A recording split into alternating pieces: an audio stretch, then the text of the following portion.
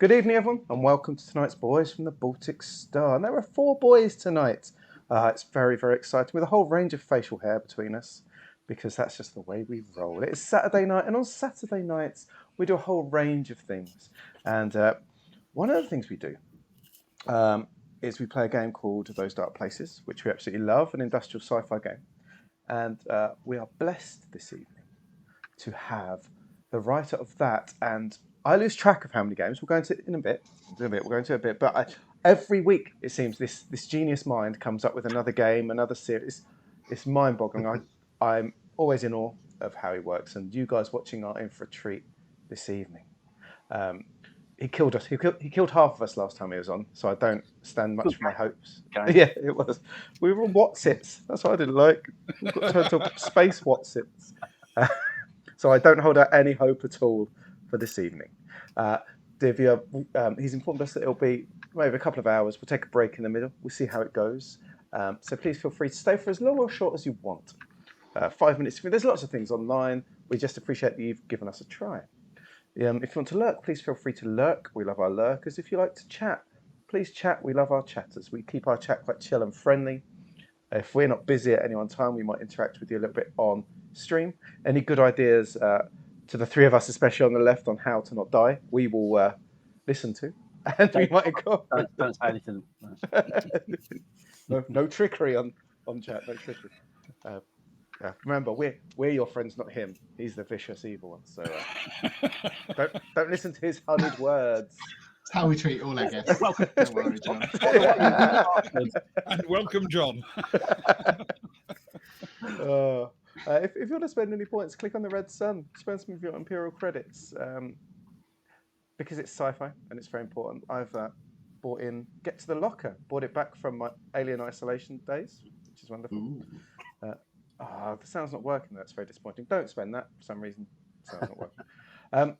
Click on some other bits. I've kept in, and I haven't asked him for it, but I've put Boone in because I think we're going to need it. I hope that's okay with you.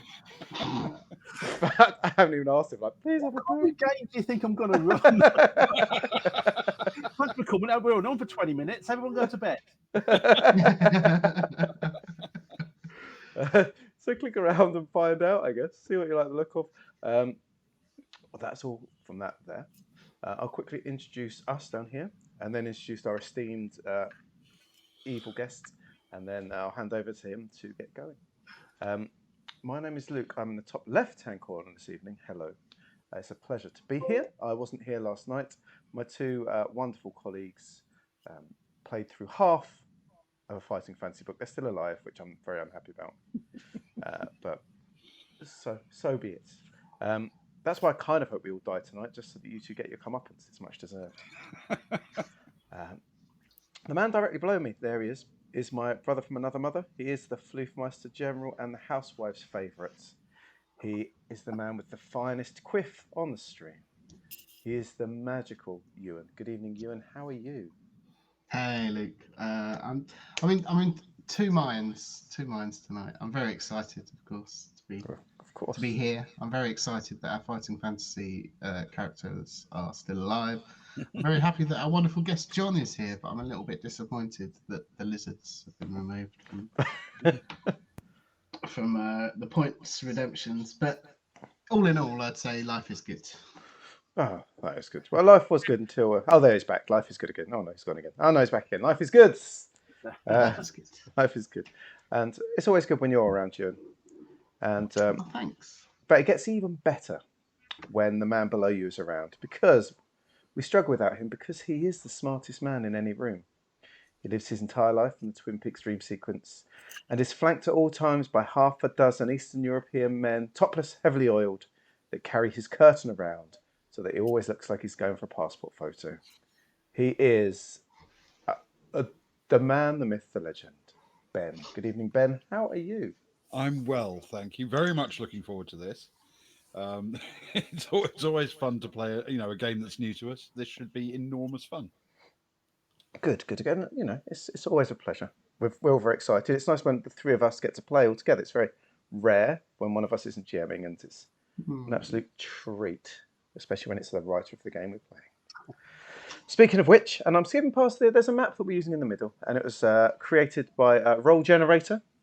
So we need to shout that out. It looks very good. I've been scrolling around the ship. I already know where not to go, where not to get cornered. I'm not going to tell you two because you said you're going to split the party. So you get what's coming to you, quite frankly. While I'm cowering in the head right there, you'll be screaming. But the man who sent me the map is our special guest tonight, and we are in awe of him. He is a fantastic, just a fantastic role play icon to us on the channel. We love his work. When he came and ran a game for us the other time, it was fantastic, and we just love having him on the channel, and we love bigging up his games because we think they are brilliant. He is the man who Private Vasquez had a poster of on her bedroom wall when she was young. It is the mighty Jonathan Hicks. Good evening, John. How are you? You've literally just doomed me to fail now. There is no way I'm going to live up to that intro. No matter what I do, I could literally do $1 million game and everybody goes, well, that's what Luke said. That was quite shit. No one trusts what I say. Don't worry about that. Guys, it's an absolute pleasure to be here, and thank you very much for inviting me back. And yeah, I'm excited about this game. I'm looking forward to it. It's great to see you all again. Oh, it's good to see you too. So I guess at this point, the left side hands over to you on the right to please lead us on. No worries. Well, first of all, I'm going to plug something. You've been playing Those Dark Places quite a lot, and I've got a new game coming out in a couple of weeks, and that's going to be Pressure, which is the official. That's a decent picture. Which is the official follow-up to Those Dark Places. So it's using the same rules, but it's expanded them slightly for campaign play, and I've expanded the setting. And I just wanted to share two things with you as an exclusive to the boys of the Baltic Star. One thing that I've included in the game, which was asked for beforehand, is you can't see it because the picture's terrible, but I've included a page of cybernetics. So if you're in a bit of a cyberpunk mood, you can use my game to run a cyberpunk game. Or cyberpunk-like game, I should say. But just as a bit of a surprise, I've even put you guys in the acknowledgements. Really? So, all the thank yous. I mean, I thanked a couple of other people, but I'd like to thank the boys from the Baltic Star Gaming Group for their support over the years. And mostly the plays of Those Dark Places. So thank you guys for supporting the channel supporting the game with your channel over the last 2-3 years and running the constant games and the way that you've interpreted it. I really appreciate it. You've kept the profile up. You've done a fantastic job of presenting and showcasing the game. So thanks so much. I can't thank you enough for that. Thank you. And you're very welcome, of course. But thank you. Yeah, that's really kind. Thanks. Yeah, bless your hearts. It's really, really good. Thank you. So let's get to the killing. So basically, the game that I'm going to run for you tonight is Deep Space. Deep Space is a 4-page rules light science fiction role-playing game, and it sounds like you don't get much in 4 pages, but in those 4 pages you get rules for character creation, vehicles, starships, star system generator, aliens, and adventure seeds. So yeah, you can pack quite a lot into 4 pages, and the great thing about it, it's only £1. So there's loads of adventures and stuff for it. But this adventure I've written specifically for you guys, and it's called I can't remember what I called it now. What did I call it? 3 Idiots on the Spaceship. There we go. So that's the next one. That's adventure number 9, depending on how well the game goes. So so this one's specifically for you guys. Now, as far as I'm aware, that none of you have actually played this before. So how simple the game is, you've all got character sheets, yeah? Mm-hmm. Yep. Just to show how simple the game is, I'm going to quickly run you through character creation, and then we'll crack on. It's very, very simple. So basically, you've got yourselves 11 skills there, agility through to subterfuge. Mm-hmm. And you split up the numbers 1 to 11 between those skills. So 1 in 1, 2 in 1, 3 in 1. Basically take those 11 numbers and split them between those skills. Mm-hmm. Of course, the higher, the better. So the sort of game that I'm going to run is somebody kindly called this game Alistair McLean in Space because it's kind of a near future sort of boys' own adventure kind of game. League and what have you. It's basically the Cold War in space in the future. So that's the kind of characters I'm looking for. I'm looking for kind of agents. So if you think of films like, I don't know, Ice Station Zebra, Where Eagles Dare, I'm looking for sort of agents of that kind of caliber. So so you decide what role you want to play in your little 3-man team, and you put the points in as you see fit. Fantastic. Okay. We say 11 to 1. 11 to 1. So you get all those 11 numbers, and you just split them up between each one. Fantastic. All right. Okay. And whilst you do that, I will sip whiskey out of my Blade Runner glass. Oh, fantastic. Perfect. A wise choice. Very fine glass, Well, as we said. And we'll do that. We'll do that for that one. Do that for that one. Do that for that one. Hopefully someone will pick one of them, or we're in trouble. Hopefully someone will be that. Things you always want to hear. Hopefully your someone can fellow do PCs that. say. I'm going to pick that, let everybody else die. Yeah, exactly. Yeah. I just let someone else do the nerdy stuff. Okay, I think I've got it. Do we need a name as well? I guess. A name would be good. Cool. Let's pick a name. It's nice. I like a nice, straightforward character generation. Sometimes it's a very nice thing to do. And how do we spell that name? Oh, there we go.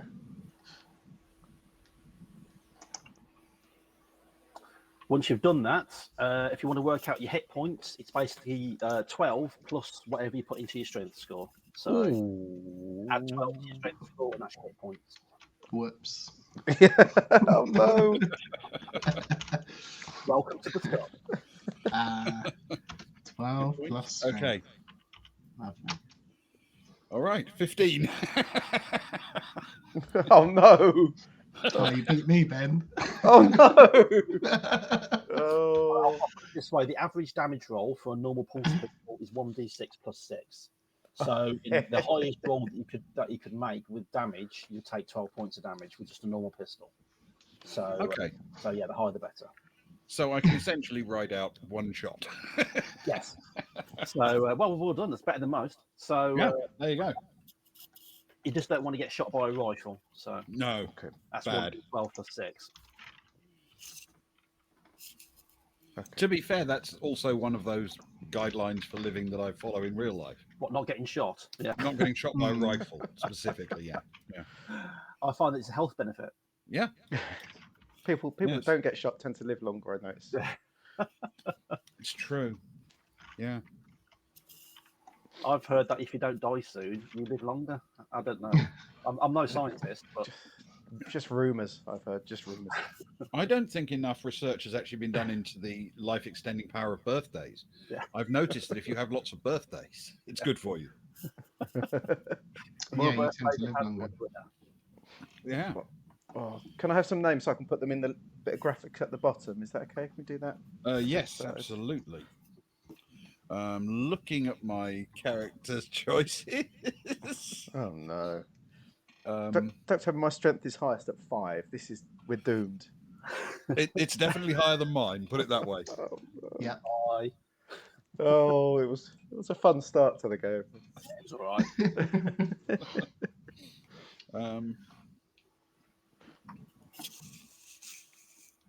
Okay, well, Luke, what's your character's name, and what is their let's say what are their 2 best skills? My character's name is Hieronymus Marx, and their 2 best skills are charisma and subterfuge. Brilliant. They'll be there too, and they're terrible at medicine, driving vehicles. I'm hedging my bets because we're on a ship. I'm hoping there's not too many vehicles on it. So I was playing the game a little, but I've gone horribly wrong because it's a very large ship. You've got to get there first. Oh no, Ben? I'm going with link cable, please. Brilliant. And why not? Why not? Link cable, I think. It was Alistair McLean, not James Bond. What are they good at? Subterfuge and ranged combat. Oh, good choice. I'm glad we've got such a varied set of skills. Oh no, we've all gone No, subterfuge. don't tell me you're a mastering subterfuge. It's like Everyone's going to be sneaky.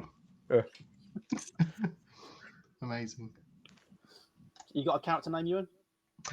Yes, I am going to be Curzon Lith. How are you spelling that? Corzon. Kurson Lith. Thank you, random name generator. What are they good at? They are good at subterfuge and ranged combat. No. Not so good at science or strength. So if you get into a fight, you can't shoot each other because you're too busy sneaking off. Yeah. Brilliant. We are doomed. Wow. And Great minds.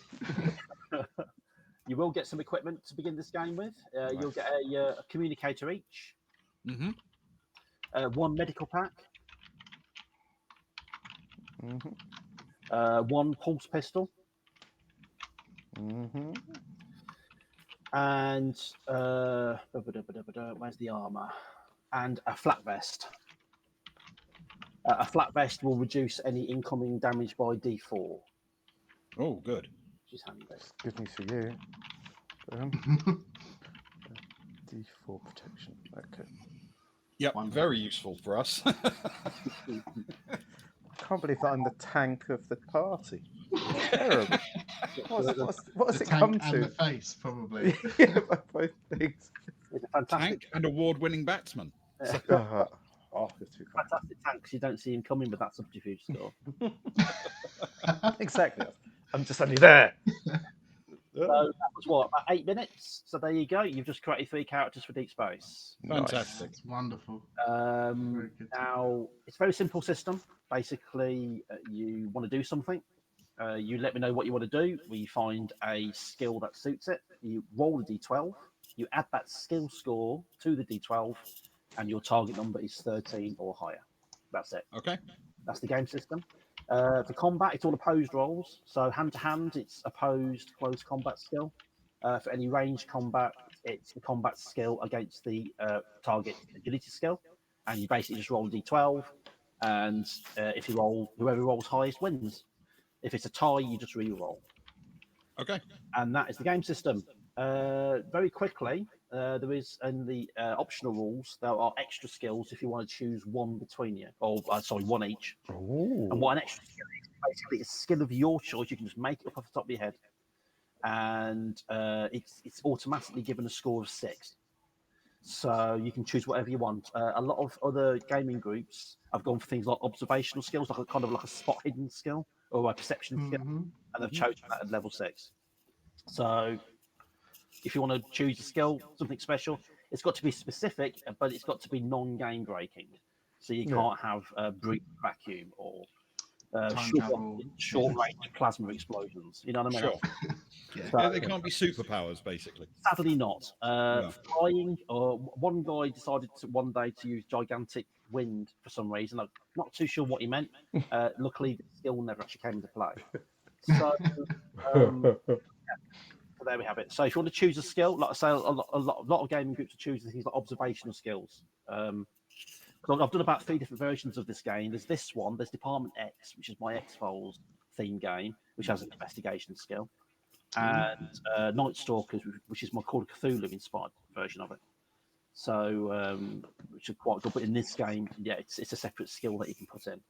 But that's completely up to you. If you want to skip it for now, so we can just crack on with the game, that's absolutely fine. I've got a skill already, if we can have one. What level does it come up at? 6, did you say? I'm just going to copy the other 2. You said observation skills are very useful, things like that. Yeah. So Hieronymus is a ventriloquist. Okay, that sounds interesting. All right. I like the sound of that. Yeah. You throw your voice and stuff like that, yeah? Yeah, exactly. And I can sort of talk without moving my lips too much and things like that. Yeah. Mm-hmm. Okay, brilliant.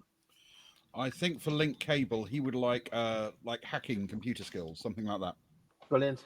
That might be covered. Let's have a look. Hang on a minute. Don't even know my own rule. Hold on a second.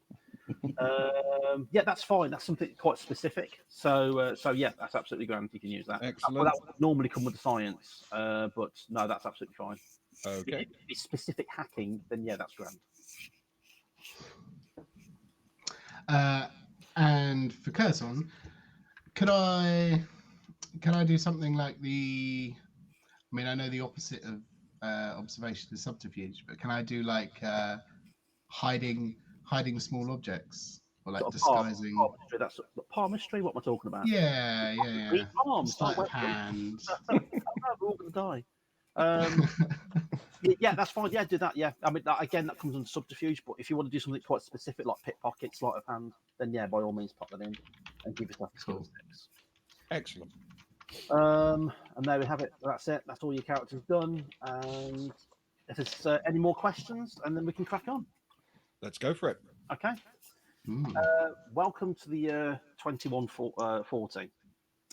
Basically, what's happened is we've made it into space, and humankind has taken everything that's crap about the planet and taken it out into outer space. So all the borders between nations that exist, every single country or continent or conglomerate are all trying to carve their own niche in space. They've taken all those problems out with them. So yeah, and a Cold War. After there was a stellar war, which lasted a few years, and the loss of life was unimaginable. And then they developed something called an antimatter bomb, which was capable of destroying entire worlds. And as soon as that happened, it was like the nuclear arms race. Everybody had one, and nobody wanted to use it. So the Cold War began, and it became a little bit more underhanded, spies, all that kind of thing, except on spaceships. So it's the year 2140. Everything's crap, except that people like yourselves have got pretty good jobs, and the reason why that is because you're guaranteed a huge payout on retirement as long as you live that long. Mm-hmm. You are agents of the nation. In this particular game, I haven't actually specified what the different nations are. I'll leave it up to the individual groups depending on what they want to do. But in this particular case, you guys are working for the British. And the British have got quite a nice slice of life out there. And with their European partners, they've actually set up quite a nice little area of space which they can call their own, but they're always having trouble with people on the borders. They've got some allies, who people that say they're allies, but nobody quite trusts each other at this point. So, as agents of the British Empire, I won't say Empire, as agents of the European Union, you are basically sent out on these specialist missions to sort things out underhandedly. They don't want to make a big thing out of it, but the truth of the matter is, if you are found out and captured, you'll be disavowed, and they'll go, oh, we don't know who these guys are. If we chatted to him once in the pub, you know what I mean? So they're not you're going to be cut loose. At this particular moment, you are in an area of space called the conglomerate. And the conglomerate is an area of space where lots of different nations are trying to come together. But it's actually turned into what was probably the worst thing about communism in the Soviet Union in the 1960s and 70s. Okay. So it is really bad. They were supposed to come together to work together in harmony.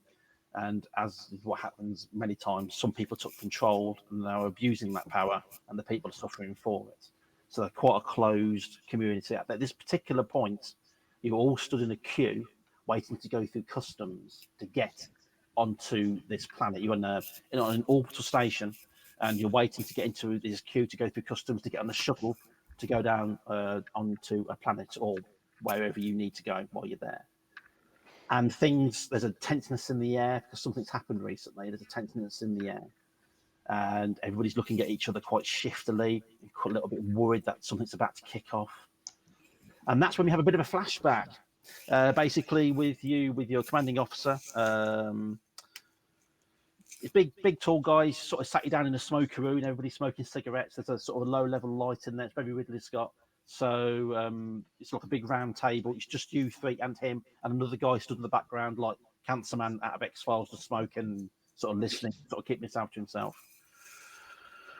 Okay, this is an interesting mission for you, and it's going to be a dangerous one. Let's not they're all dangerous.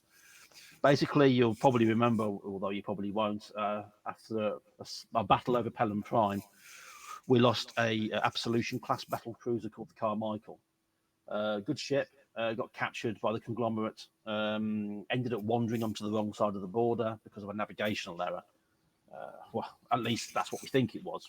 We also have got evidence that it may have been sabotage. But at the end of the day, they got hold of it. We managed to ransom back the crew, most of it. They've still got the captain and the first officer. That was 2 years ago.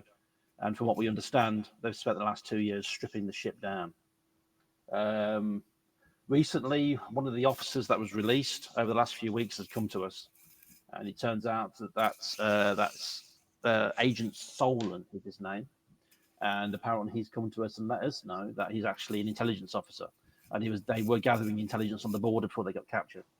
And apparently he's got something quite important, which is actually saved onto a data chip and has actually hidden on the ship. Of course, he couldn't tell us about it because he was incarcerated, but now he's been released. He's let us know.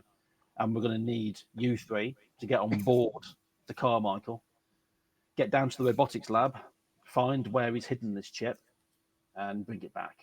Apparently, the information on there could avert a war, and that's what we need to happen. We can't afford another conflict. That's where we are at the moment. So we've set you up with some false IDs. You'll be heading over to the conglomerate station Alpha Papa. When you get there and you get through customs, you'll be meeting up with a contact called Gavon. And as far as we're aware, the Carmichael is in orbit over Alpha Papa. And you need to get on board and get that chip. Any questions? Can you repeat the name of the contact? Gavon. Thank you. He'll come and meet you. We've had him embedded in there for a better part of a decade. Okay. He's good at what he does, but there's been a few incidents recently where other nations have made attempts against the conglomerate, and they've tightened security over the last 2 days. Mm-hmm. We think this may also be in regards to the Carmichael. We do know that the Americans, the Chinese, and the Russians have got agents there at the moment. So watch your backs. Okay. I don't suppose we'd be lucky enough to know whereabouts on the ship it's hidden. It's in the robotics lab, from what he said. There's a robotics lab and there's a workbench in there. He said it's on the secondary workbench. Apparently, it's hidden underneath there. It looks like it's just an L-shaped bracket. It looks like a bracket is disguised as that, so we can hide it under chairs. So basically, get into the robotics lab, which I think is at the back of the vessel. Let me just check. Robotics production. You'll find that at the back of the vessel, on the main area, on the left-hand side of the ship. Excellent. How subtle do we need to be? Very as subtle as you possibly can. Fact is, if we send agents onto that vessel and you're captured for any reason, they'll want to know why we sent agents onto a warship, which is basically already been stripped. They've taken off all the weapons, taken out all the missiles, all the equipment. It's basically just a husk floating in space. And they'll want to know why we sent agents onto that ship, which means they're going to tear that ship apart trying to find it. And if they do find it, it could spark a war. That's what, like I say, that's what we're trying to avoid. Okay. So as subtle as you possibly can. We don't want any action against any conglomerate personnel. Although if you do come across any other agents, then you can deal with them as you see fit. Right now, they're just collateral. Excellent. Okay. Well, if there's no more questions, the Albatross is in Bay 17. That'll take you to a jump point where you'll be meeting up with the transport vessel, which is taken foodstuffs over. They're basically just this side of legal of the sanctions that we put on the conglomerate. They'll transport you over just as personnel, and then when the ship gets there, they're going to pretend to have financial problems, declare bankruptcy, and then the crew of that vessel, which is going to be you, will end up getting dumped there. So hopefully that should help the cover. Oh, splendid. Well, Link, I guess I had nothing planned for the weekend anyway. A nice jaunt into enemy space. Well, I had lots of other plans, but to be honest, I wasn't getting paid for any of them, so I guess this is the job. I heard you were playing for most of them, in fact. Through the nose. It's such a shame to Curzon, you leave your young child behind, still young. Will they miss you while you're away? I hope you return to them soon. Yeah, so do I. Don't bring them up again though. Certainly not when we're over the border. Possibly the worst thing you could have said, Luke. Because if you talk about, I'm going to get married, I've got 3 weeks, then I'm out, or this is my last mission, then I'm retiring. Yeah, that's it now. Sorry, Ewan. Sorry, mate. I'm 1 day away from retirement, and then I'll get to spend all the time in the world with my child. 2 more weeks and out. And your marriage is at the end of the month. Your wedding is going to be wonderful. Yeah. On the day of your retirement. On the day that your first kid's going to be born. Exactly. Oh. It's canon now. Shocking. The Albatross is just a transport vessel, very small, makes the jump over into conglomerate space. It lands, it runs through all its checks, its manifest is fine, and then it declares bankruptcy, which means you 3, another 2 crew members who had no idea what's going on, who are very, very pissed off because now they're trapped in conglomerate space and they just want to go home. And then the captain, who has allowed himself to be taken into custody because you just don't do that on this side of the border. He'll get out in a few days. They'll probably get heavily fined. But then basically everybody else, the other 2 crew members have gone off to find another ship. And that just leaves you 3 just to get through customs. And that's where we rejoin the area. The moment where you're all on a line. Are you all lining up together or are you all joining different lines? I think I will separate from the other 2 so we don't, look like a regiment arriving. Mm-hmm. There's a tension in the air. They're armed officers. They're dressed in sort of classic 1960s, if you can imagine them, sort of Russian uniforms, except with little bits of silver tinfoil because, hey, it's science fiction. Sure. And their helmets have got sort of IR sensors hanging over one eye with full visors. So they look like, I don't know, Cobra Commander. And they're sort of just walking around, nudging into people. There's, like I said, there's a tenseness in the air. People aren't talking much either. And when people do start talking, everybody glares at them to shut up. So the big signs, big holographic signs with the pictures of the glorious leader in the classic sort of Lenin pose. There's him and 2 others behind him, which are both his sons, bastards. And they're basically just looking up and, just pay attention. Everybody observe the piece. Basically, don't be a dick or you'll get shot. So, and it's like classic Red Dwarf posters. And you form on your family and friends. The fabulous prizes to be won. It's kind of trying to be jovial, except it's actually quite sinister. And so I'll go from left to right from when I can see you on the screen. Luke, Hieronymus. God, I've written that wrong. Hieronymus. You get to the front of the queue first. An old lady who was in front of you, scarf around the head. She's got a couple of bags. She's just been escorted away by 2 officers. She's moaning loudly in an accent. She's obviously terrified. And she's escorted away through this massive double blast door and disappears into the darkness. And then you step up. The lady behind the counter, she looks like the murderer from Russia with Love. She's got her hair scraped back quite severely. She's got knives in the shoes, that sort of thing. She's sitting a lot higher than you on this counter as well. She sort of looks down at you and she puts a hand out without saying anything. I guess I'm handing over papers. Yeah. Yeah. Hand over your documents. She runs them through a scanner. What is the purpose of your visit? It's pleasure. Pleasure. I've heard there's some to be had in the corners of the conglomerate. Make a subterfuge roll. I will.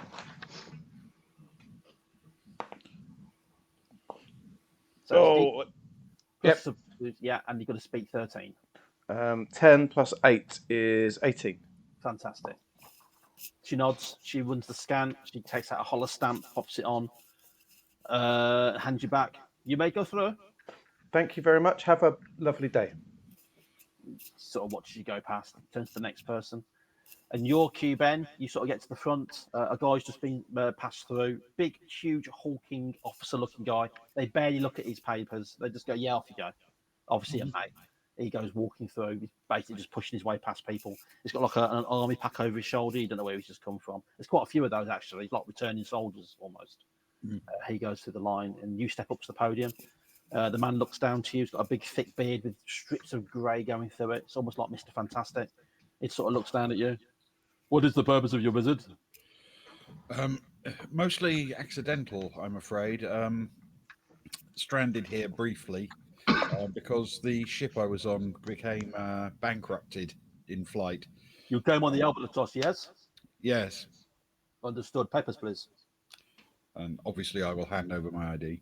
Yeah. He sort of takes them, goes through them. Can you make a subterfuge roll, please? Certainly can. That's a 5 plus 11 is 16. Brilliant. He sort of nods. He sort of stamps. You are restricted as to where you can go. The information is on your pad here, and he Thank you. hands the papers back. You may go. You pass through to the other side. But that is the other side of the desk. You're not dead. That's going to say that. Enjoyable game. Thanks very Wow, much. even for you, Jonathan, that was a bit sudden. But there for a moment, I was like, yeah, that's a bit harsh.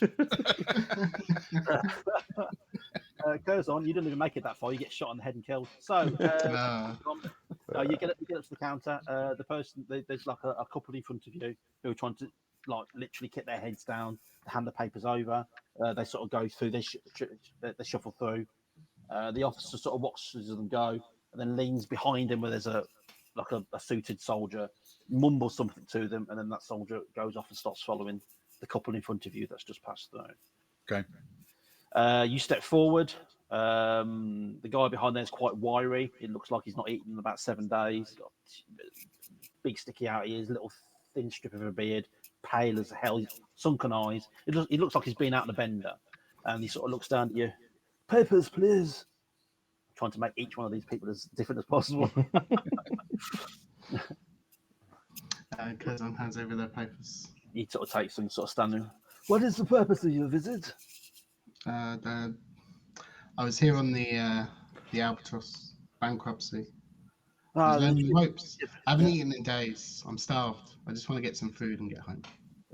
You'll find plenty of places back here as long as you like bread. Okay, can you make a subterfuge roll, please? That's a 4 plus 11. 11, brilliant. Good start, everyone. With all your subterfuge skills. Yeah, Yeah. that's all the big ones out the Starting way. on a straw. Yep. After this, it's all downhill. Oh, but shit, everybody make medicine rolls. So, he sort of takes just the stamp. There's a place owned by my brother Gregory further down, just here. He does fantastic bread and oxtail soup. You'll enjoy it. And very cheap too, very cheap. Hands you your paper. Thank you. Yeah. Thanks. Enjoy your stay. And I make my way through. You go through. You basically go through. You all go through like a double set of double doors, and then you're out into the space station proper. It's basically a space station built into the side of a small asteroid, which has then been put in a geosynchronous orbit above the planet, which is a horrible sort of bluey, muddy brown color.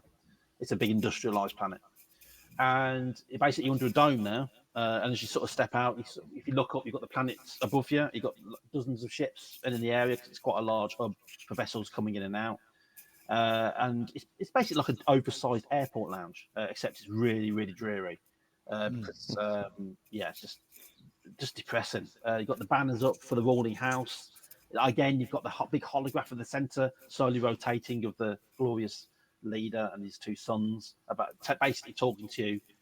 It's like a really bad 3D PlayStation 1 graphics, basically talking about how wonderful this place is and what you can do here and the opportunity. Everybody just pulls together, and everybody works together and pulls their own weight in honour of the space land. And as long as you give all your money to him, basically. So,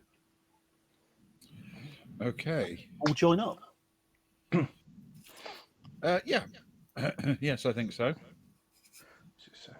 This is your sort of place, Link. Look at this. I've counted 17 different shades of grey already. But none of them are quite dark enough for me. That is true. You do tend to go for the darker mood. Yeah. I mean, it looks like a fabulous place to hold a, I don't know, wake.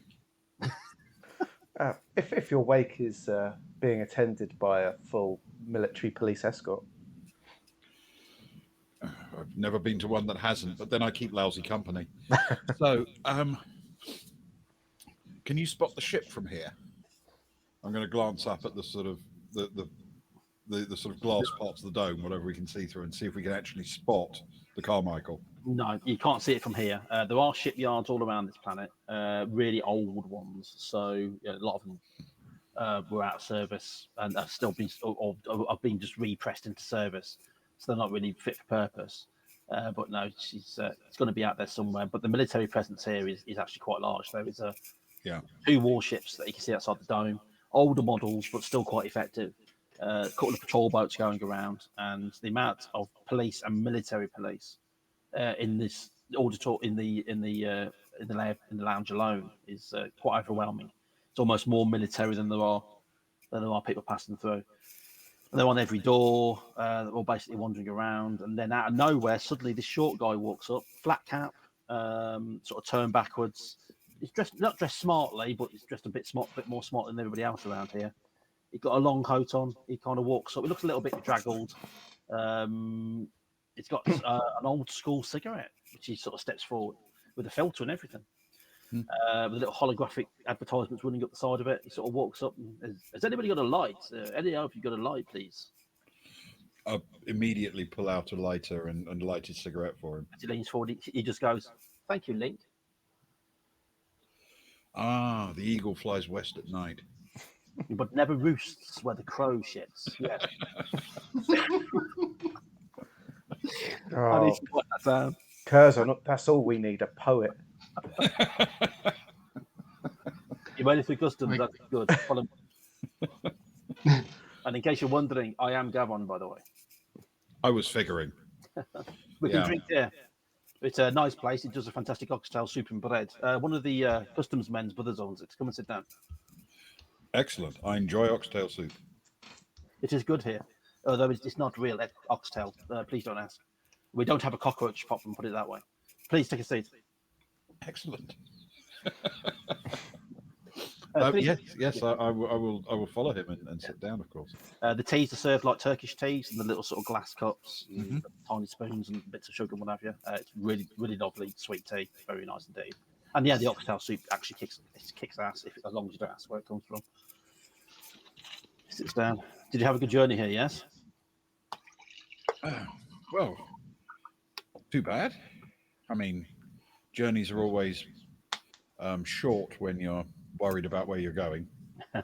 This is true. Well, I'll give you a quick brief, and that's pretty much all I can give you. As far as we're aware, the reason why there's security here is because Korean agents were picked up 2 days ago trying to access the ship. There's also rumour that agents from other countries and other nations here too. So everybody with an accent, foreign accent, is being very, very carefully monitored. So be careful.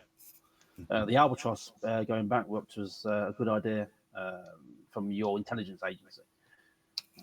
Because they want that ship gone, and they're so they want that ship badly. So they're so happy about getting themselves hold of another ship, basically for free. They kind of ignore the people getting off it. They just want them out of the way so they can claim the vessel. So that's pretty good. So all that remains is to get you on board the Carmichael. I hate to tell you this, but the route that I was going to take you on, which is going to be a supply shuttle, basically going over there taking maintenance personnel, has been scuppered. They've literally just cancelled every vessel going out there unless it's a support or a survey vessel. So we're going to have to think of another way. Well, I say we. You're going to have to think of another way. 2 questions. Do you know what caused them to suddenly change their policy? After the discovery of foreign agents. Okay. Trying to access that particular vessel. At first, they thought that they were just trying to get on there, wondering what they could salvage. They've had the ship for 2 years, but there's always things they can always take, and because it's a British ship, they think they can take what they want and maybe put it to good use. But now it's starting to get suspicious as to why 2 years later there's agents turning up. So unfortunately, the North Koreans have done you guys no favors. Ah, excellent. And my other question is, why did you say that the last thing we have to do, you know, the final thing we have to do is get us onto the ship? Because I'm pretty sure getting us home safely to our loved ones. Well, I mean, I don't have loved ones, but the other 2 do. Yeah. Is that I feel should definitely be the final objective. Well, we've got that sorted out. We do have vessels that will be leaving here in about 2 days. So if you can get over to the Carmichael, you can get what you need and get back to me. I can get you transport. You can just they prefer people leaving than they do them coming in. So we can get you out, get you on the ship, and then get you over the border. All right. Curzon glares over at Link at the mention of loved ones, and then gets back into the room. Is there anyone over there currently? Are there people working there? There's engineers who are still taking items out. It's a warship. It took 5 years to build. It's taking a lot longer to strip. All the weapons have been taken out, sensor systems, communication systems, long-range missiles, any shuttles and vessels, they've also been removed. So all that's left at the moment are engineers taking out subsystems and some engineers stripping parts of the ship for precious metals. Give it another year, that'll just be a framework floating in space. It'll be absolutely useless.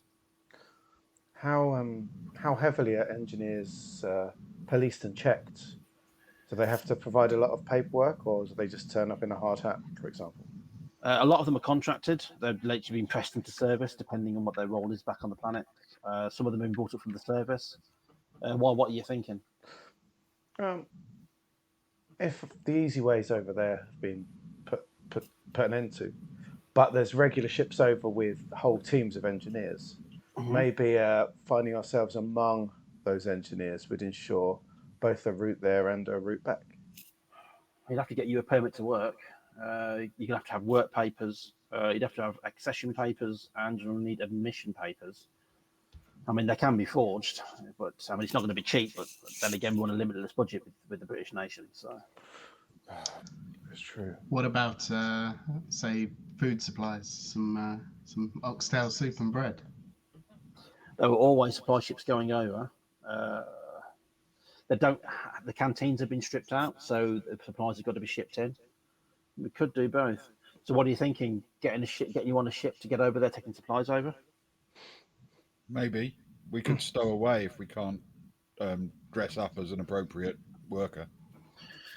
It'd probably be easier to stow away than it will be to do papers. They're scrutinising people's work permits so much at the moment. At this short term, I mean, I could get something knocked up, but I can't guarantee it'll be 100% effective. Maybe stowing away is the best option. Can we stow away on a food supply vessel? Then we can enjoy a fine meal on our way. Well, it's only a few minutes to get there. The Carmichaels. I eat quickly. It's all liquid. And often. Yeah, exactly. The Carmichael's on the other side of the planet, so she's tethered to an asteroid to keep her in orbit because, she's a floating hunk. If you just leave her, the orbit will degenerate and she'll come through the atmosphere. So it only takes a few minutes to get there.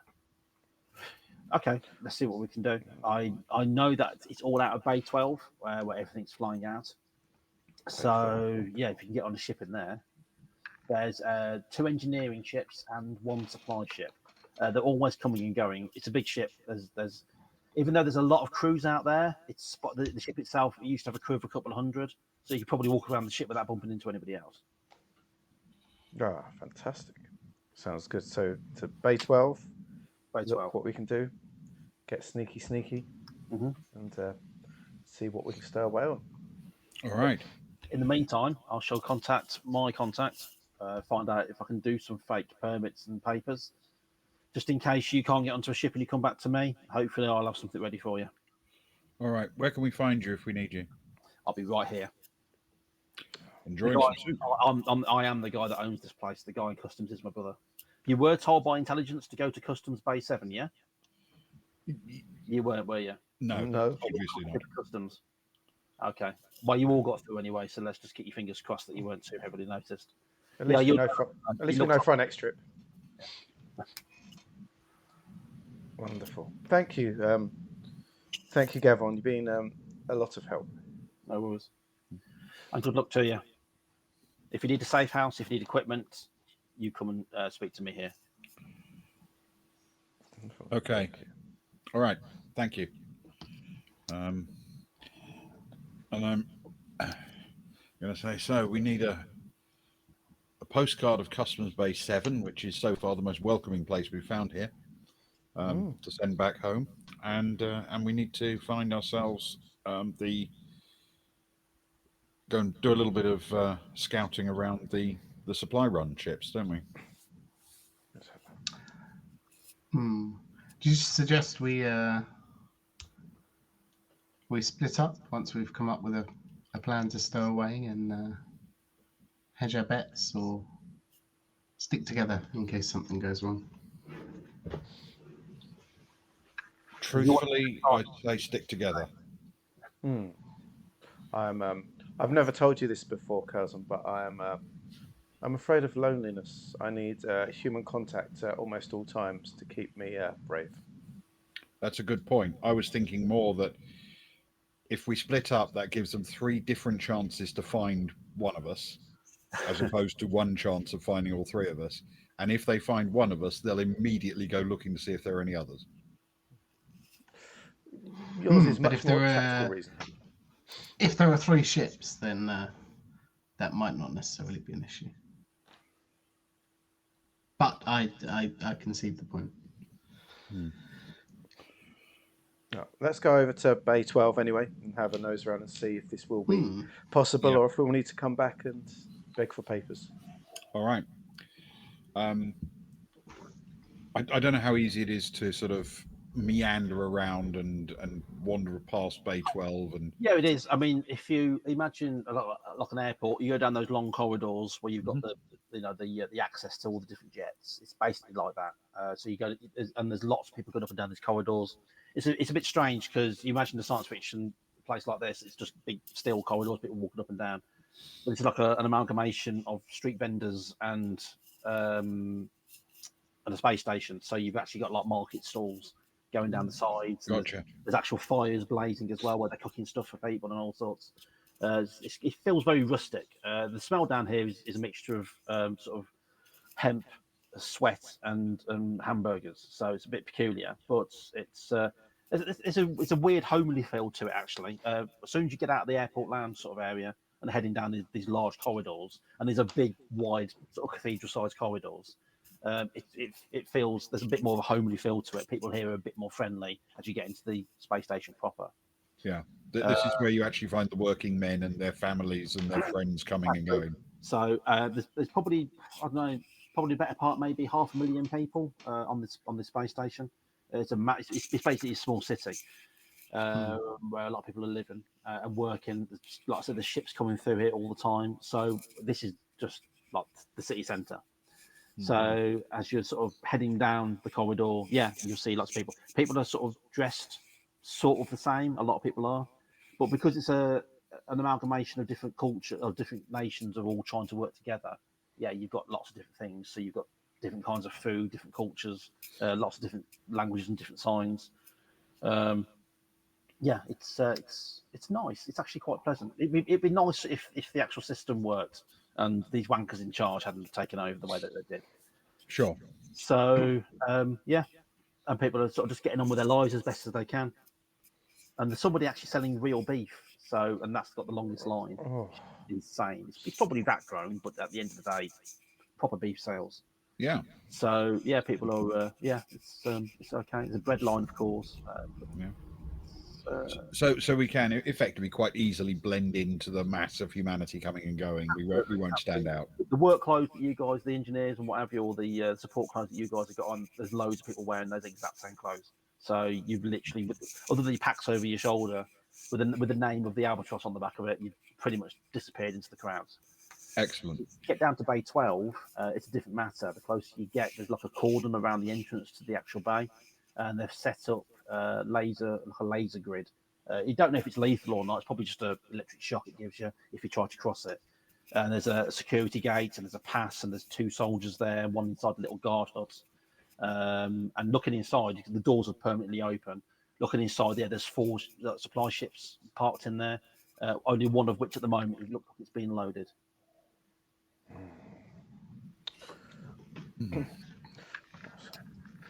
That was I don't know about you, Curzon. That was I really liked the mass of humanity we walked through then.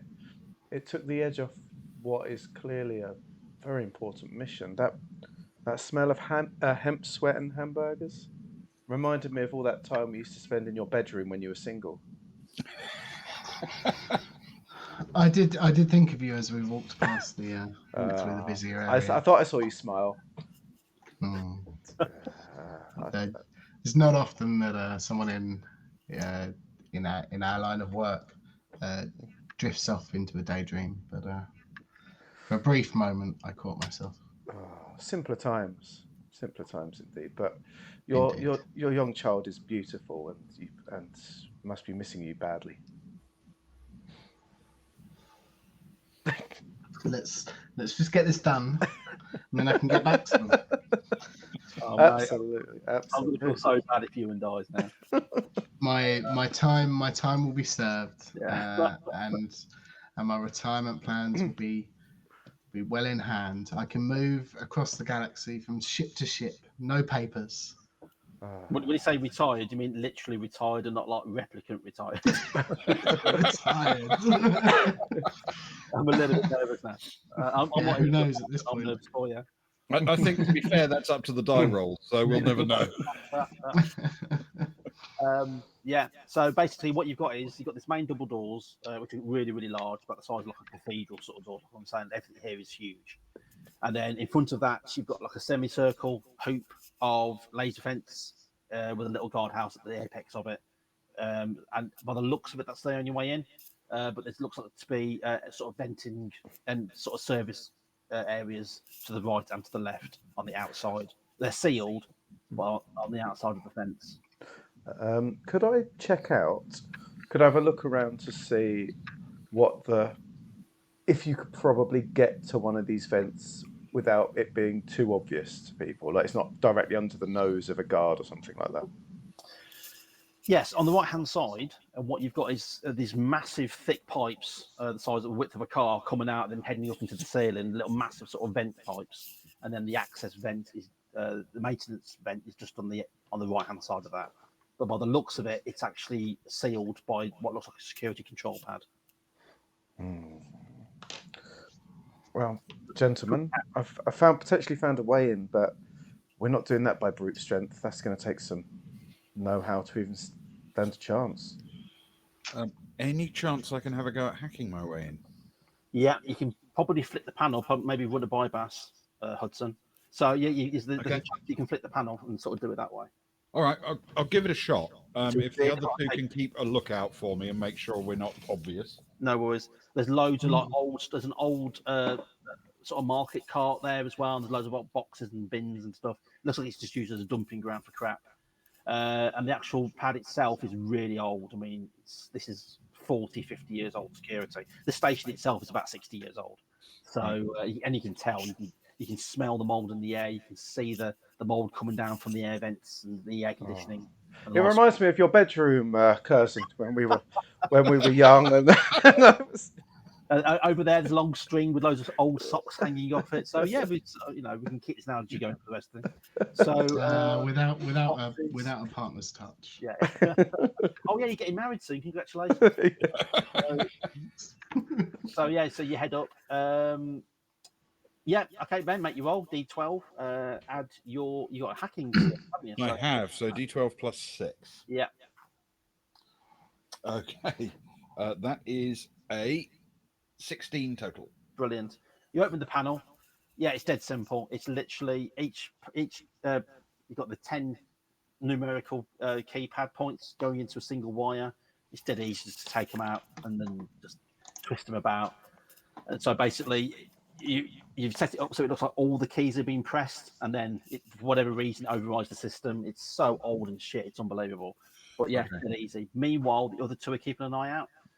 So can you both you don't have any kind of observation skill. So I'll ask you both to make subterfuge skills to make sure that you're not looking too shifty. Difficulty 13. In fact, it's going to be an opposed roll because there are guards wandering around. So you have to roll more than. Oh god, that was shit anyway. You need to roll more than 14. So well. Okay. Do we all have to do this? No, not you, Ben, because you're bypassing the. So Luke and you are keeping an eye out. 15. Sorry, 15? I didn't show that very well at all. 15. Alas, my subterfuge is 11, but my dice roll was a 2. So that's a 13. Yeah. Managed to pop the door. It sort of clicks open, and then it's just two handles, and it goes. It's on a pivot. You can just pull it down. It's nearly large enough to stand in because it's an access maintenance conduit. So it's not like as cramped as like a Jeffries tube or the air vent in Alien. So you can actually stand up on it, and it goes down the length of the landing bay, and you can actually see the gridding on the left hand side where you can actually get into the landing bay. So it should be quite straightforward. Oh, splendid work, Link. This is lovely down here. I don't have to crouch or anything, which is quite rare for a man of my height.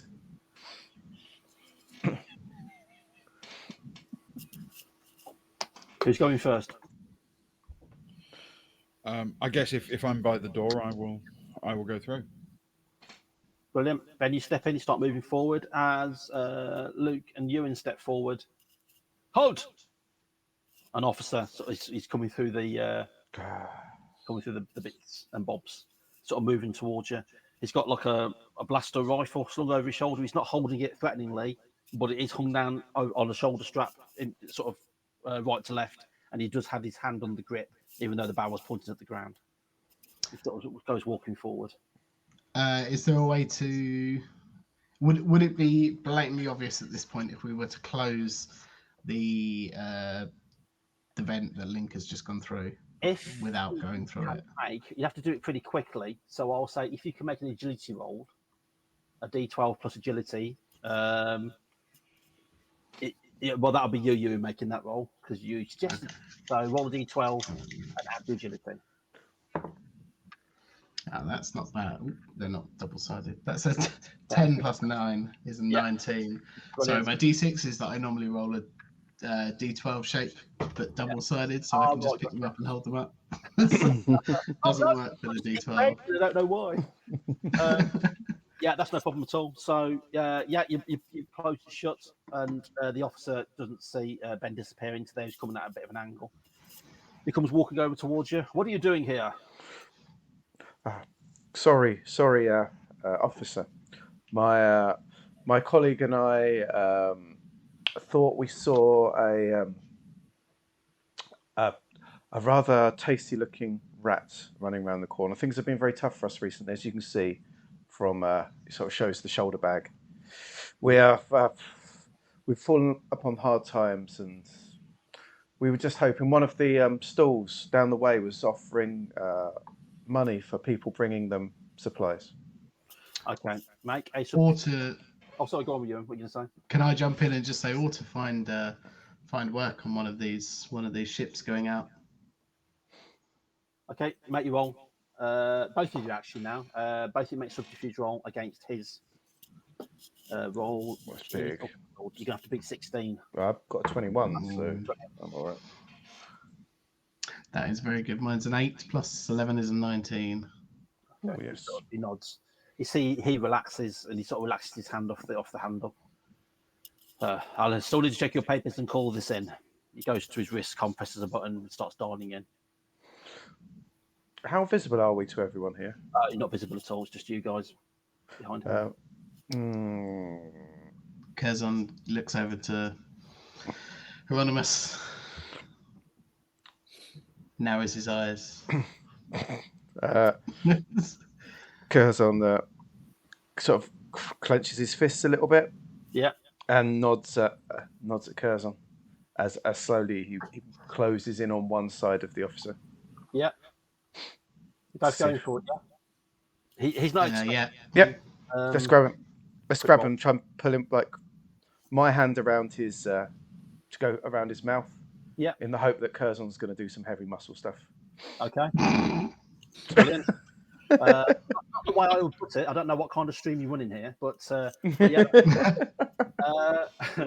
Okay, in that case, then you're both making close combat rolls. Because he's not expecting it, he's not going to roll. So basically, you're making a basic roll against the target number 13. This is the toughest one so far. John, just a quick question, because I imagine Curzon would know this. How is a pulse pistol loud? Yes, it is. It's like a normal. Okay. Yeah. We'll make a close combat roll then. A good question, though. I was actually wondering that. Just in case. I should have thought that. I hadn't fitted with silences. That would have been quite cool. Gone full Clint Eastwood. So, okay, go for it. So, but yeah, both you make close combat rolls. The basic of 13. Actually, you're not expecting it. You've sort of flanked to me either side. So I'm going to say the difficulty is actually going to be 12. Oh. Well, alas, I got an 11. 11, 8 plus 3. Oh dear, where's it gone? It's an actual 12. If I'd have failed, if it had been a 13, I would have lost. So thank you very much for that. No, brilliant. No, you step in. You go to grab him, Ewan, but then he's like, he's shocked, and then just as what is it you're doing, Luke? You're punching him, or what is it you're doing? I wanted to sort of grab him round the sort of the throat and mouth with one hand to sort of choke him out as much on that side. Okay, brilliant. Well, we'll do an initial damage roll. So roll a d2 and add your strength score. That's a d2. Yeah. That's just a 1, and my strength is 5, so 6. 6 points of damage. So that's pretty good. So you wrap it around him, and then what we're going to do, opposed strength rolls. As you're trying to obviously do the crushing, and he's trying to do the resisting. Let me just quickly check. His strength is 7. So you've got to beat. Oh my lord! Curzon, I can't hold him. 10. Curzon, and I've got to add that to my strength. Right, strength plus a dice. And add strength, yeah. Oh, that was good. Actually, that's better. 11. 11, brilliant. Yeah, you beat him by 1 point. So yeah, you've got him around the neck. He's trying to cry out, but he can't. He's struggling. Ewan, you see his hand is now gone back to the butt of his gun. Yeah, what do you want to do? Luke, you're locked in grappling. This is D&D, so thank God this is not going to take 20 minutes. That's the way I like it. What do you want to do? You see, he's grabbed hold of his gun. He's grabbed his gun. Can Curzon attempt to kick his feet out from underneath him? Sure. Just to tighten the lock that Hieronymus has, and give him something else to think about other than his gun. That's a good idea. Make your roll. He's not going to be able to really fight back. I'm going to give him half skill, which isn't going to be much at all. Oh, that's crap. So you've got to beat 7, basically. So D close combat. That's better. That's a 10 plus 3 is 13. So you sweep his legs out from underneath him. That sort of makes him drop, puts a lot more pressure on it. So, Luke, can you make another damage roll? And what did you beat your roll by, Ewan? Was it? I rolled a 13. 13. So yeah, Luke, you make your roll, and you can add 6 to whatever you roll. Whoa! And it's a strength plus a D2, isn't it? D2, yeah. Okay, well that's a 6, so it's just a 1 for the D2, plus a 5 for the strength is 6. Yeah. Plus whatever is added on top. Well, his hit points are 12, so that's going to do it. Nice.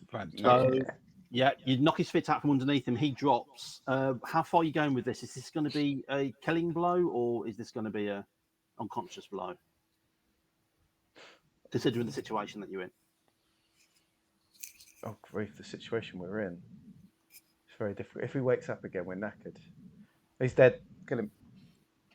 Okay. Don't worry about rolling. That's because that damage roll's going to do it. So that's going to be lethal damage. He drops. There's a horrible twisting crack as you break his neck. And then he just goes doll-like. And then suddenly 20 more officers turn up. Yeah, he's very dead. Open up the vents, Curzon. Into the vent. Looks like bring him with us. It looks dusty in here. I don't think anyone's been in for a while. No, nobody's been in it for a long time. Ben, they closed the vent behind you, and then all you could hear was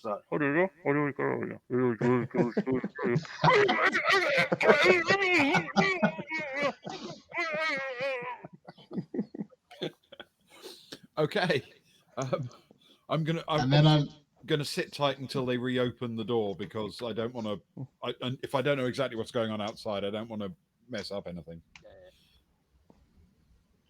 And at that point, I like to imagine us walking in with a body. Yeah. Yes, I'll help them drag the body quietly into the vent. Yeah. He's wearing an officer's uniform. It looks to be a sergeant. He's fully equipped. He's got his pass, like a scan card, sort of chip and pin sort of thing. And he's got a blaster rifle and a communicator. It's an arm-mounted computer, sort of Predator style. And he was dialing in, but by the looks of it, he never completed the number, so he hasn't actually called anyone. Does he look like any of us? Who's the closest? Okay. Everybody roll a d12 and tell me what you rolled. Okie dokie. I've rolled a 1. 8. I rolled a 5. Mine's a 7. 7, 5. So Ben, he's not exactly like you. There's a passing resemblance. Probably just the hair. Right. Well, Okay. I think you could pass Link. All right. I think actually that's a pretty solid plan. Good call. So, Excuse me. if assuming we're close enough, in terms of size and everything, Mhm. I will get into his uniform Mhm. and also take his weapon and communicator and everything. Look, Link, let's get him out the uniform first. Stop trying to get in before we get him out of it. You and your strange ways. You told me you were the same size. You got a suit out of these talking heads. So, no, you get it off. It's actually not a bad fit, actually. It's probably a little bit short in the sleeves, and you're a little bit sort of bulkier and broader than he is. Okay. But yeah, it's a pretty good fit. All right.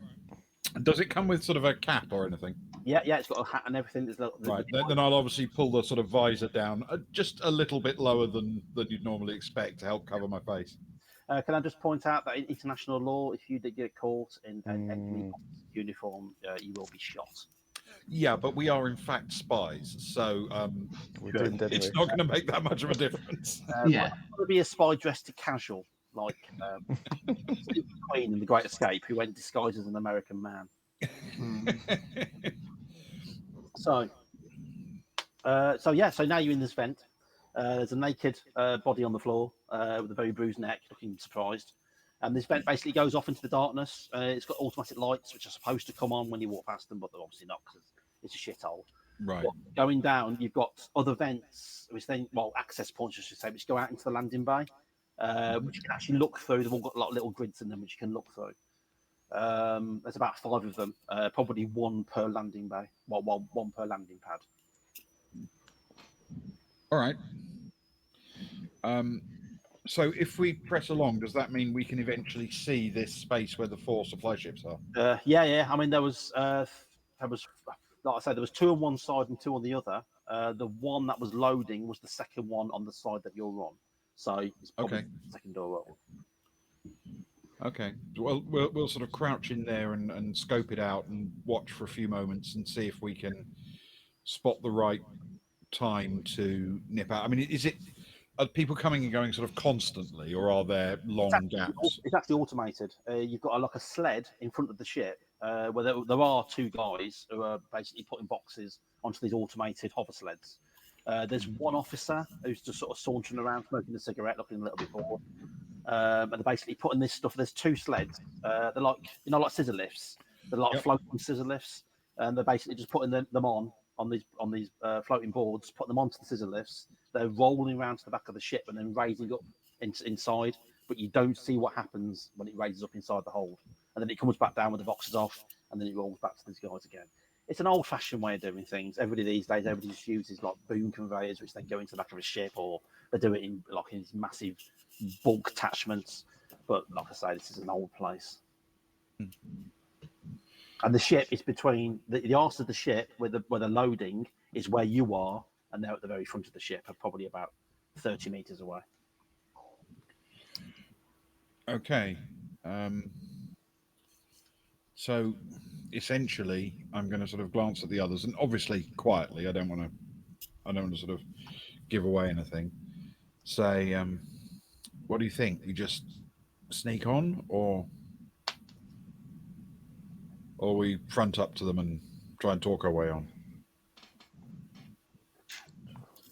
You're the sergeant. Well, then sneaking is clearly the way to go, because I'm not sure I can convince anyone I'm an NCO. The moment they lay eyes on me, they're going to think, "What's a brigadier doing wearing that outfit?" And you got to remember, they count using different fingers here. You don't want to be seen counting in the wrong way and blow your cover. Maybe sneakiness is the best form of attack today. It's fine. I'm an NCO. I don't think they can count. Ooh. Deep the story there. We'll talk later. Sorry to any NCOs that are currently obviously our regular NCO fan base. Yeah, sorry about that. It's all banter. It's all banter. All banter. Okay, so how I mean, if we open this grid or whatever's covering the entrance, can we do that? Same as the door that you just came through, basically. Yeah. Okay. I mean, are we going to be able to do that without them spotting it swing open and us climb out, do you think? You'll have to time it, because in between the scissor lifts, I'll call them now, the mutes going from the back of the ship to them, they're basically just hanging around waiting. They're only distracted when they're loading the scissor lift, loading the mute. So you probably have a window. It doesn't take long either. So you probably have a window of about 20, 25 seconds at most. All right. So if we can effectively get ready to the point where literally we're just waiting for that moment so we can push the hatch open and get out, and then as soon as we're out, close the hatch behind us. Yeah. And then while they're distracted, sprint into the back of the shuttle, if that's practical. Yeah, shouldn't be a problem at all. He says.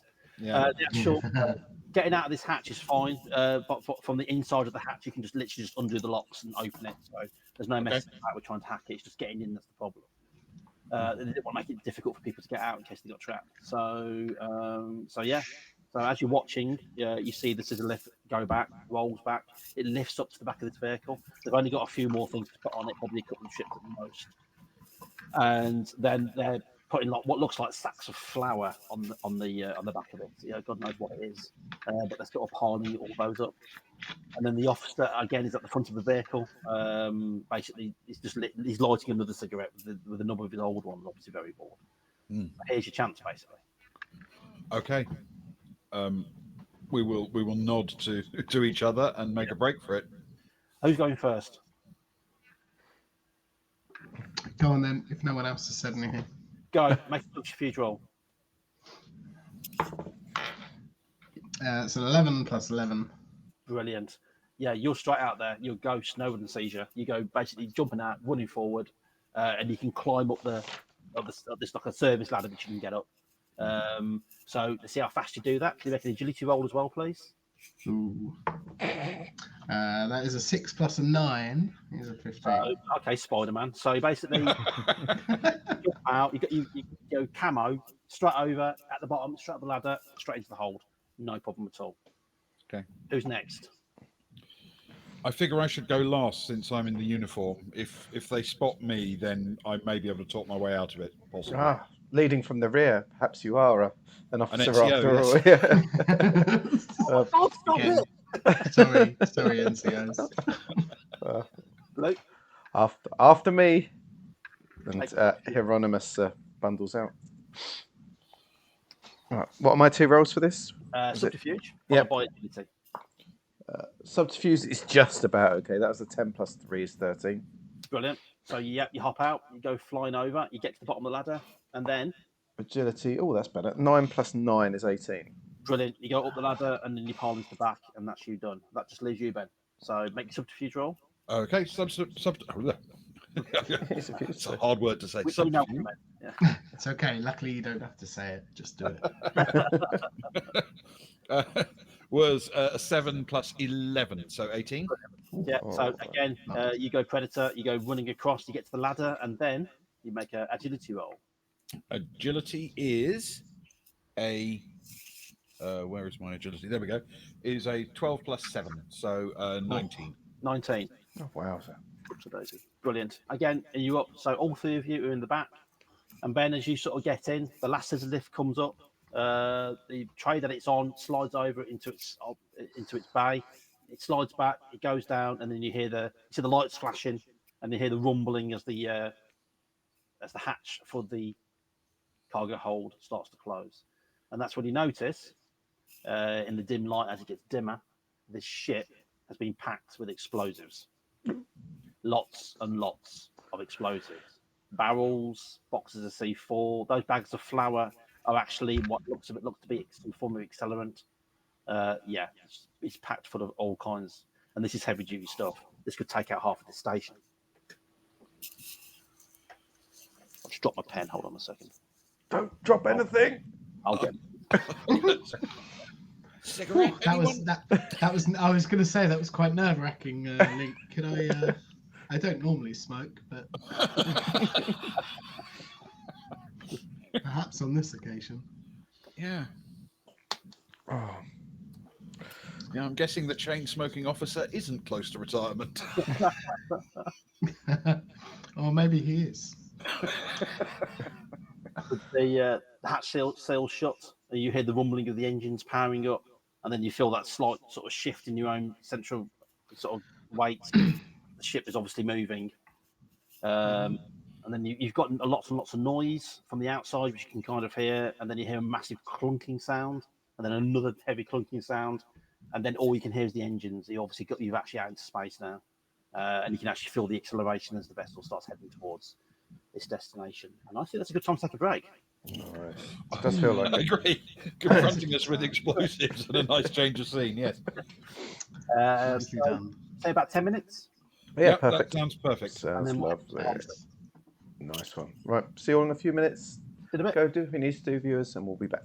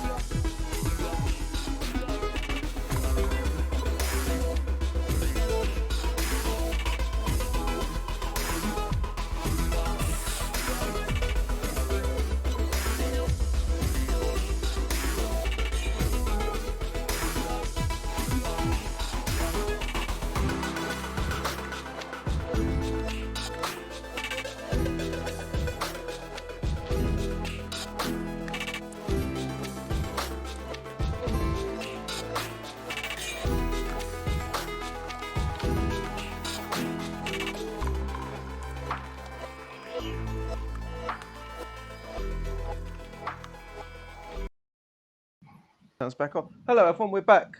This is John down here. Wave at him, everyone. He's brilliant, and he's going to kick us on from now. Welcome to part 2 of Be Silent, Ship of Death. I actually remembered what I called it now. So we're on part 2 as you are approaching the Carmichael, a Absolution class battle cruiser. Ship the 9. And this is where the map comes in. Thank God. Yay. Hang on. I'd have to get there. I thought this adventure was called The Child Whose Father Died. Thanks. I was going to call it Don't Get Married Before You Dickhead. But then I thought, it's a little too obvious. It gives it away, gives it away a bit. One, isn't there? So. Okay, so you are heading towards this vessel. It is a large vessel. The actual area that it's heading towards, you'll see on the left-hand side of the main deck, there is a bay for 2 fighters, Valkyrie fighters. That's been stripped back, and now it's been sort of repurposed as the area where they're putting loads and loads of storage area supplies. Now, the entire ship, of course, can't fit into there, so it's basically just attaching a docking tube where one of the launch elevators used to be, and is then transferring the supplies out that way, automated. By the looks of things, you can see out these really tiny windows going down the side of the cargo area as the ship hoves into view. And it is a huge asteroid. Well, I say huge, it's probably about 3 times the size of the vessel itself. It's got loads of thrusters all over it, so it's obviously been put into geosynchronous orbit at some point, and they're mined while it was there and then just left. And they've basically tethered this warship to it so it stays in orbit, so there's no danger of it falling out of orbit at any point, because it can't control itself. Its engines, and you can see as the closer you get, the engines are just frameworks now. The bells have been stripped out. Entire sections have been torn away. She's a shadow of her former self. These were glorious warships back in the day, 20 years ago, 25 years ago. They were the dreadnoughts of their time, but now it's just a husk. And you see loads of little automated vehicles flitting around it, like the little pods out of 2001, basically just taking chunks off from the outside now. They've even started to pull out the outer hull plating in the armour. So they're taking that. She's been stripped to pieces. As you head towards it, you pass another supply shuttle coming in the opposite direction, supply ship coming in the opposite direction. That flies off, and then yours very gingerly flies underneath the vessel, and then comes up underneath, and then you feel the shudder as it attaches to the underside. As we're approaching, John, we're in a hold full of explosives. Are there any small? I don't want to say pocket size, but like transportable. No, explosive units. It's all like barrels and sacks and packed. Basically, by the looks of it, they've basically gathered together as many remote explosives as they could of all different sizes, except for the small portable ones, which is unlucky. And they just filled this hole full of them. It's a little bit scary. Every time the ship shudders for whatever reason because of a thruster maneuver, or it's just a bit of Davy bounces off the hull. All the barrels shake in their storage crates, and it's a little bit disconcerting. But there's nothing small. There's nothing small that can, unless you want to put a barrel over your shoulder and this. But no, Curzon will be looking around, and he'll catch Link's eye, I suppose, as he does, and he'll say, "Oh, it's a shame. I did say that I'd take little Jimmy something home for my next trip." Oh no! So here you are, son. Here's a small seismic explosive. Thanks, Dad. It's a blast. So, but alas, not this time. Keep your eye out, though, both of you. In case there's a gift shop on board. So it attaches the hatch, the upper hatch, because the loading area is top and bottom. The upper hatch slides back. It's not as big as the lower hatch, but that slides back, and then an automated arm comes down and starts taking out the explosive by trays. And you can hear voices up there. It's not very well lit. You can hear voices. Also, the air is really stagnant. Obviously, they've been ripping out probably the parts of life support, so the air circulation is not too great. And there's a whole kind of coppery metallic tinge to the taste of the air. It's not very nice at all.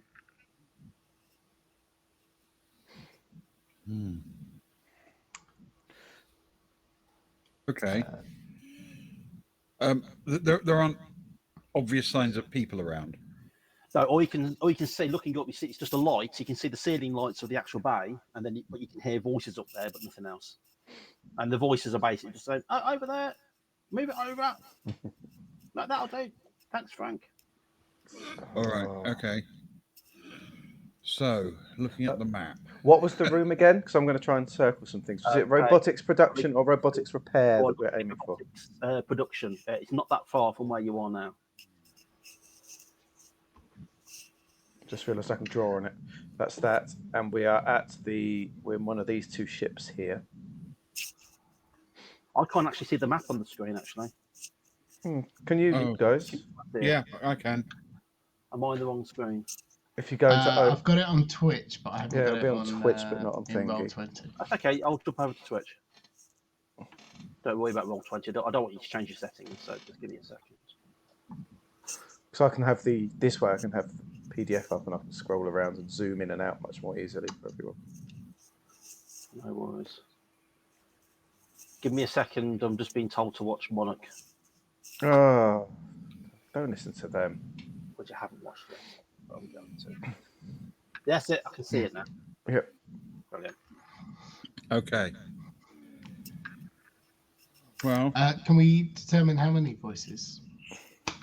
2 by the sounds of things. Frank, whoever that is, who's moaning about having to shift more stuff. What are we shifting this stuff anyway? Are you trying to kill us? And a deeper voice with an accent who's basically just telling him what to do. Curzon looks at Link and looks him up and down in his fine uniform and whispers softly, "Surprise inspection." Yeah, maybe. I think we need to get out of here in a hurry because it's not going to be that long before they come in and start unloading.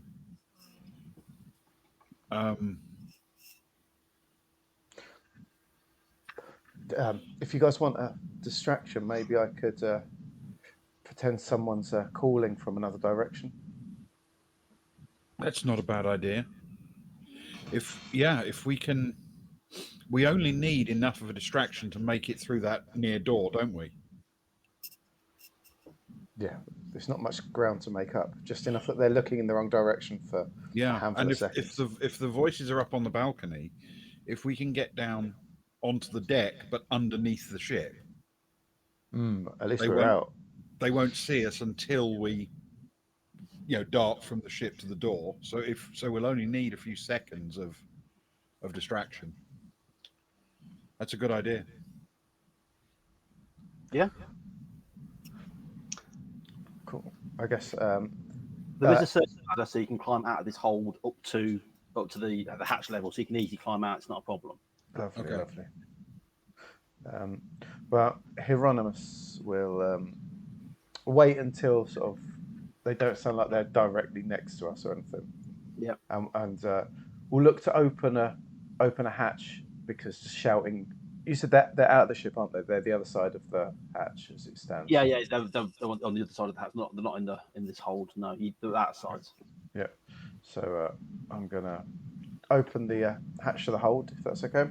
Yeah. And what was the guy's name that was being shouted again? Frank. Frank. Hieronymus will go.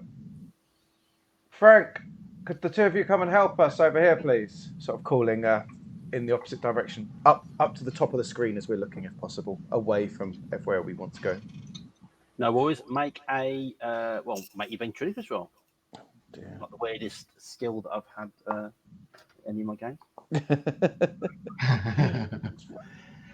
Is it not? That's always Luke. I try. That's a 7. That's a 7 plus a 6 is a 13. Spot on. That's dead on. That is 4 spot on rolls I've had to do. Yeah. So you throw your voice. Frank sort of stands up and goes, "What?" And then you hear the other voice going, "Who are you talking to?" Over there. Somebody needs help. What do you mean somebody's over there? We're the only ones in here.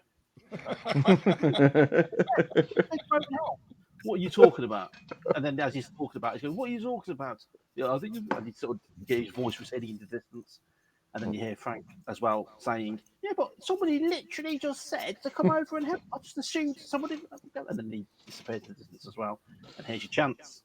So everybody makes subterfuge rolls, and because of Luke's ventriloquist roll distracting them, I'll give you a +2 to every single one of your rolls. Fantastic. Okay. Good job, Luke, and thank you, John. Well, I feel very confident about this since I start with an 11. It's well for you. That's a 13, but plus a 2 is a 15. Yeah. That's a 14 plus 2 is a 16. Brilliant. Mine is the 15 as well. 15. 2 plus 11 plus. All three, you climb out, you see the two officers. They are dressed in military uniforms. You don't know which one's which. And they're heading over, and they're standing over by the other bay, which is empty. And this whole bay is full of explosives. This is not the only drop onto this vessel. There's loads. So you pile out, you head over to the nearest door.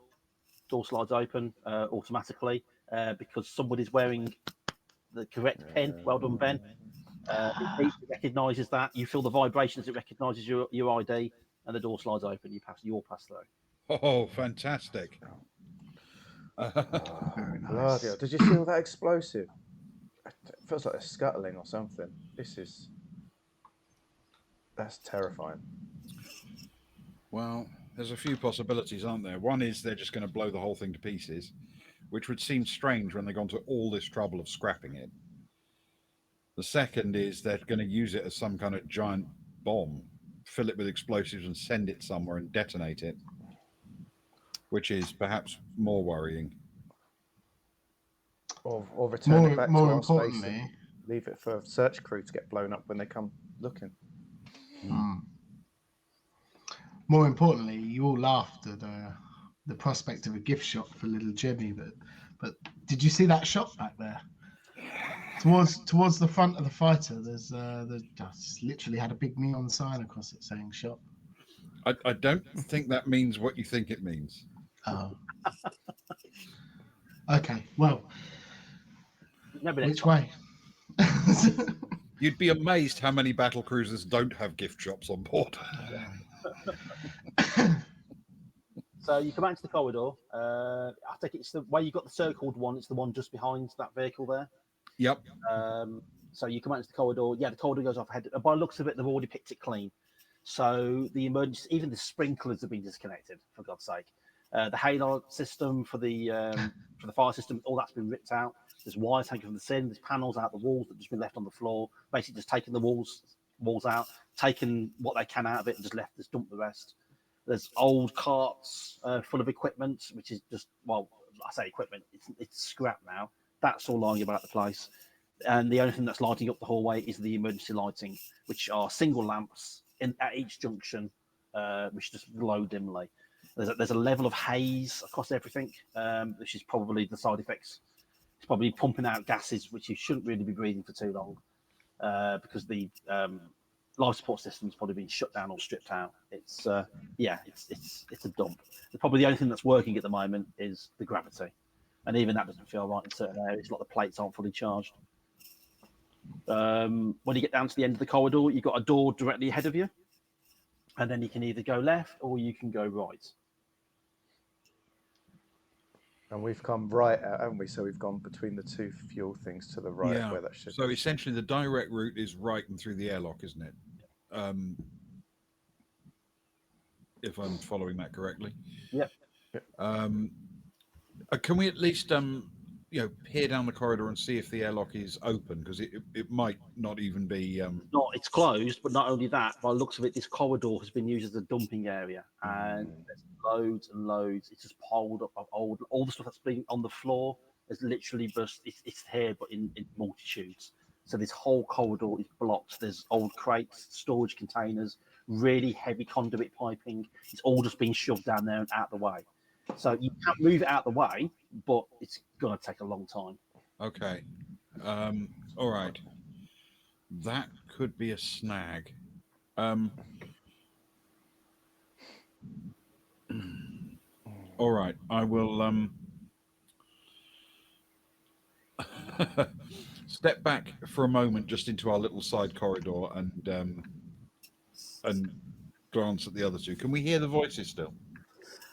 No, the door's closed behind you now. Yeah, and you can't hear anything. All you can hear is this soft thumb. You usually get this sound of the humming in the background, that sort of of the engines, but it's strangely quiet. There's the odd hiss, and there's this very slight sort of background noise, like a switched off television, like a TV tuned to a dead channel. There's that really, really strange sort of noise in the background. It's peculiar being on the ship, and there's no engine hum. It's like being in dry dock. All right. So, we're going to have to find a way to the back of ship, guys. Yeah. What do you reckon, guys? Well, there's another airlock the other side, past escape pods, but that might be the same. But there ain't many other ways to the back. Is there a route back the other way through the through the docking bay? It looks like there's a passageway round and through fuel, but there's an airlock there as well. If we went back in, we're going to have to test one of these out. If there's airlocks all the way to get to the back, the robot, it's airlocks left, right, and centre. Just got to hope that one of them we can get through. You know, there's no way they'd shut off the whole of the back. There's got to be a way that they're still finding in and out. If they're still in the process of stripping stuff, there must be a route through. Yeah. Yeah, even if it's not the ideal one. Okay, so I guess route 1, straight across and try the sister airlock to the one that's blocked. I like the easy routes the best. That works. All right.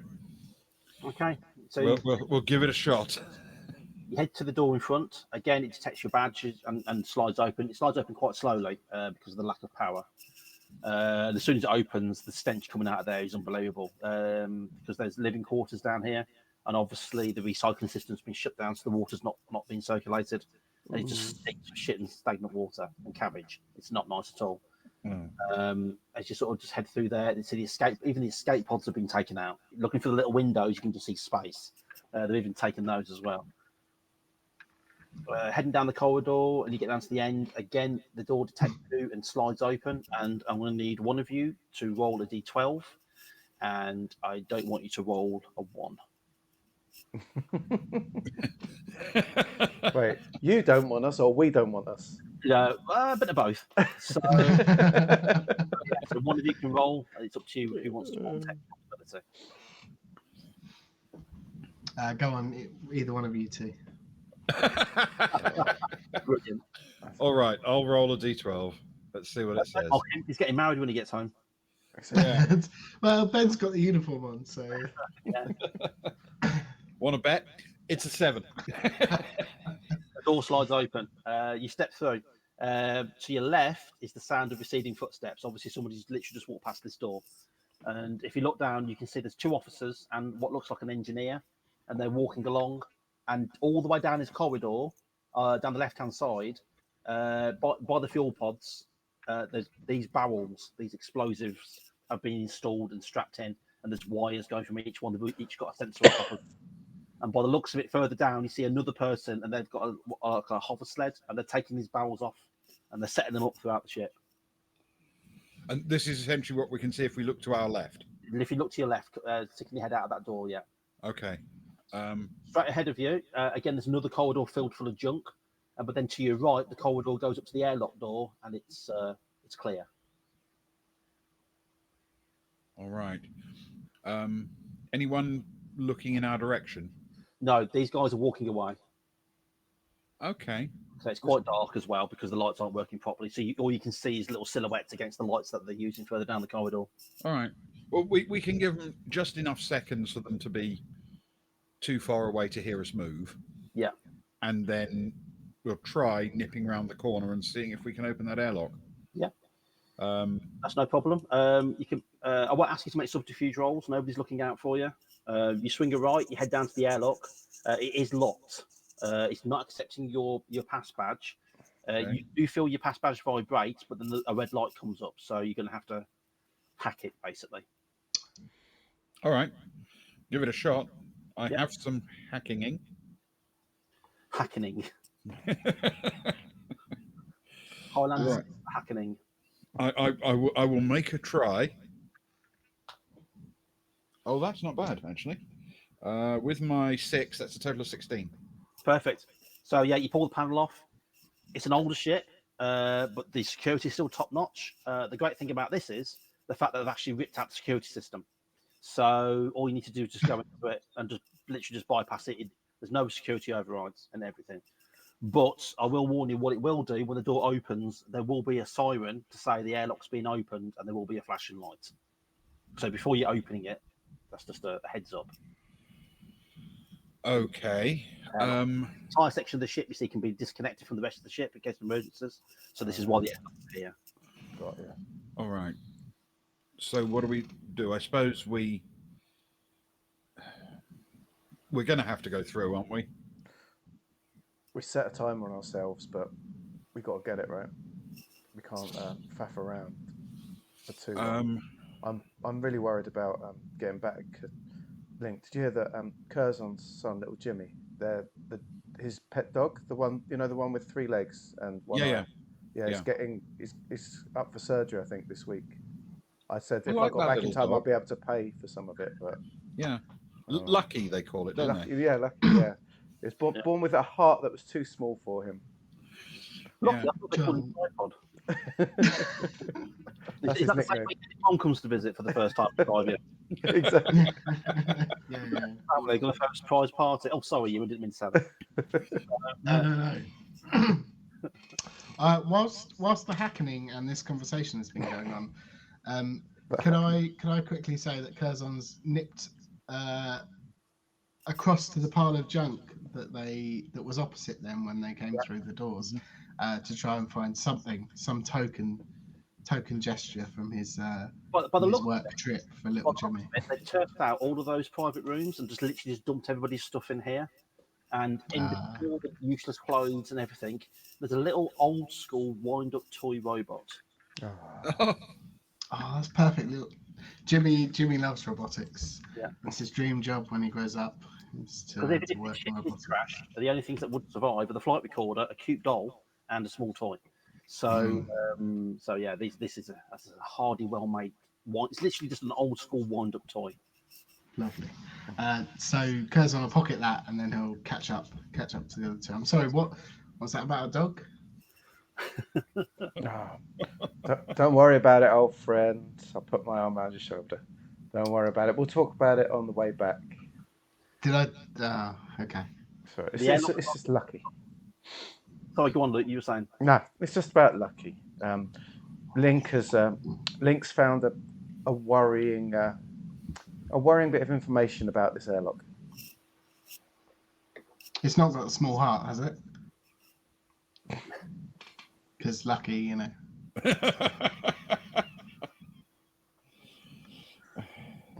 The airlock opens. There's a beep. There's a low muted siren because the power's down, so it's not as loud as it should be, and the light starts to flash. I need all 3 of you to roll a d12, and I need to know if anybody rolls a 1. Okay. Oh no, the pressure. No, that's that next one. Hey. Yeah, that's for another time. I thought it would be a nice little plug. Roll a 3. Brilliant. 11. The door slides open. If anybody notices you don't know, you step in, and the door closes behind you, and then the door in front of you almost immediately opens as well. It's already pressurized, it's just a formality. Okay. And then you're stepping out into the next corridor, which then to your left you've got offices, and to the right you've got a control room, and then further down you have a robotics lab. I mean, Route 1 would suggest we dash straight through the control room, wouldn't it? Yeah, sounds perfect.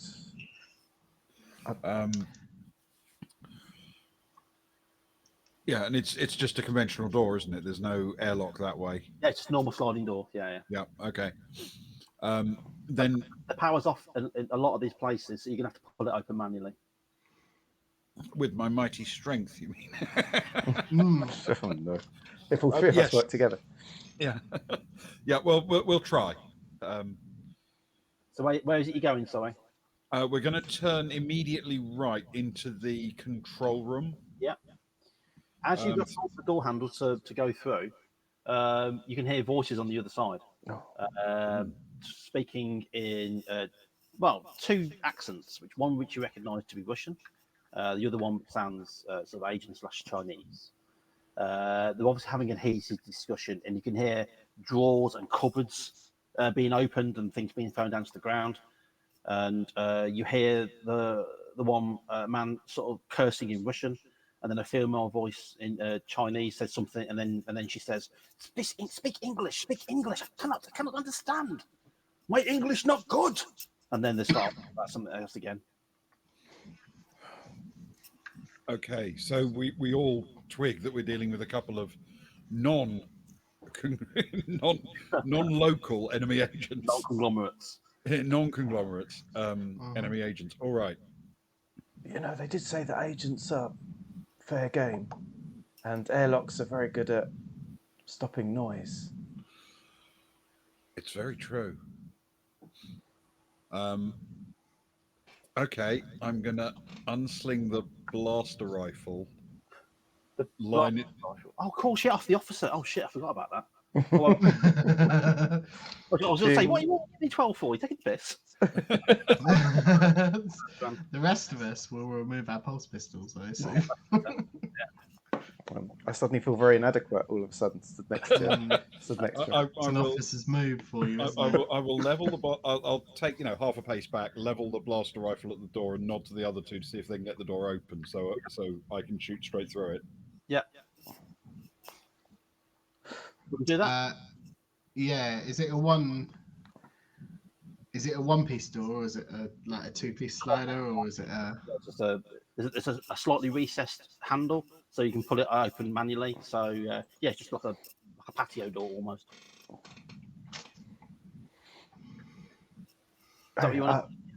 I'm stronger than you, cousin. I'll pull it. You take aim. Yep. Okay. You slide the door open. Inside, there's two people in there dressed in engineers' uniforms. One looks like somebody from Conglomerate. The other one is dressed quite similar to yourselves.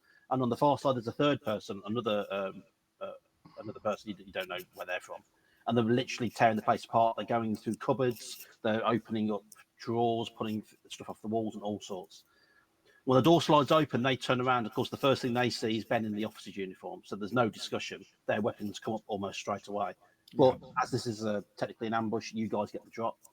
A quick word about combat, something which I will be adding into a supplement in the near future as far as combat is concerned. The game, as it's written at the moment, means you can pull off a single shot, and that's fine.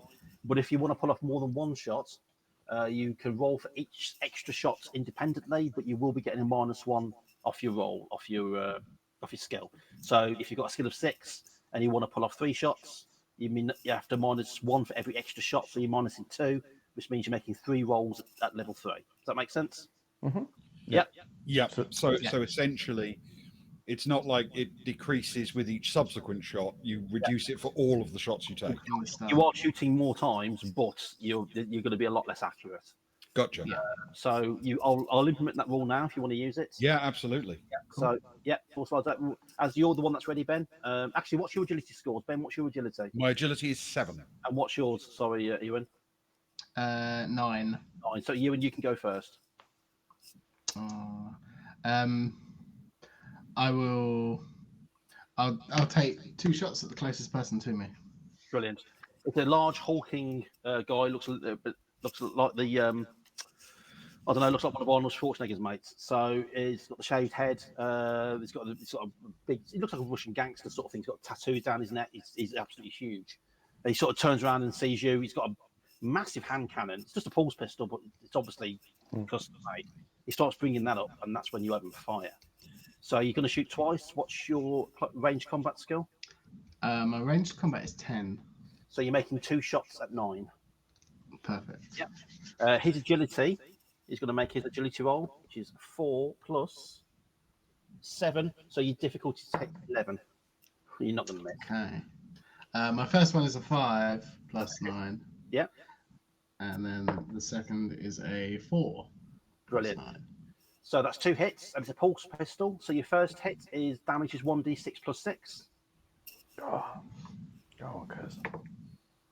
So half round up. Round up, yeah.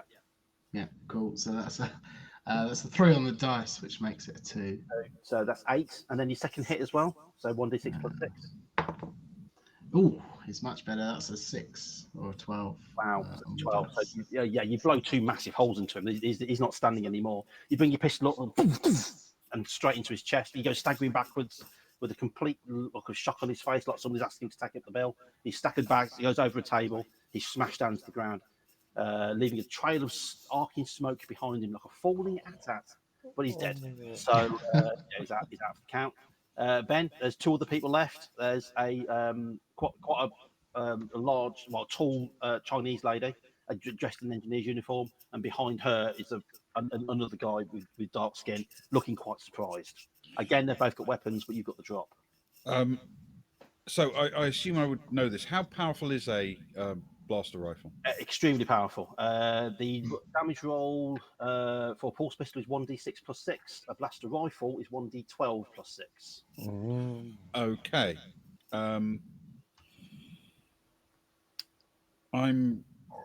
I think, going to try to take 2 shots, one at each of them, if I can.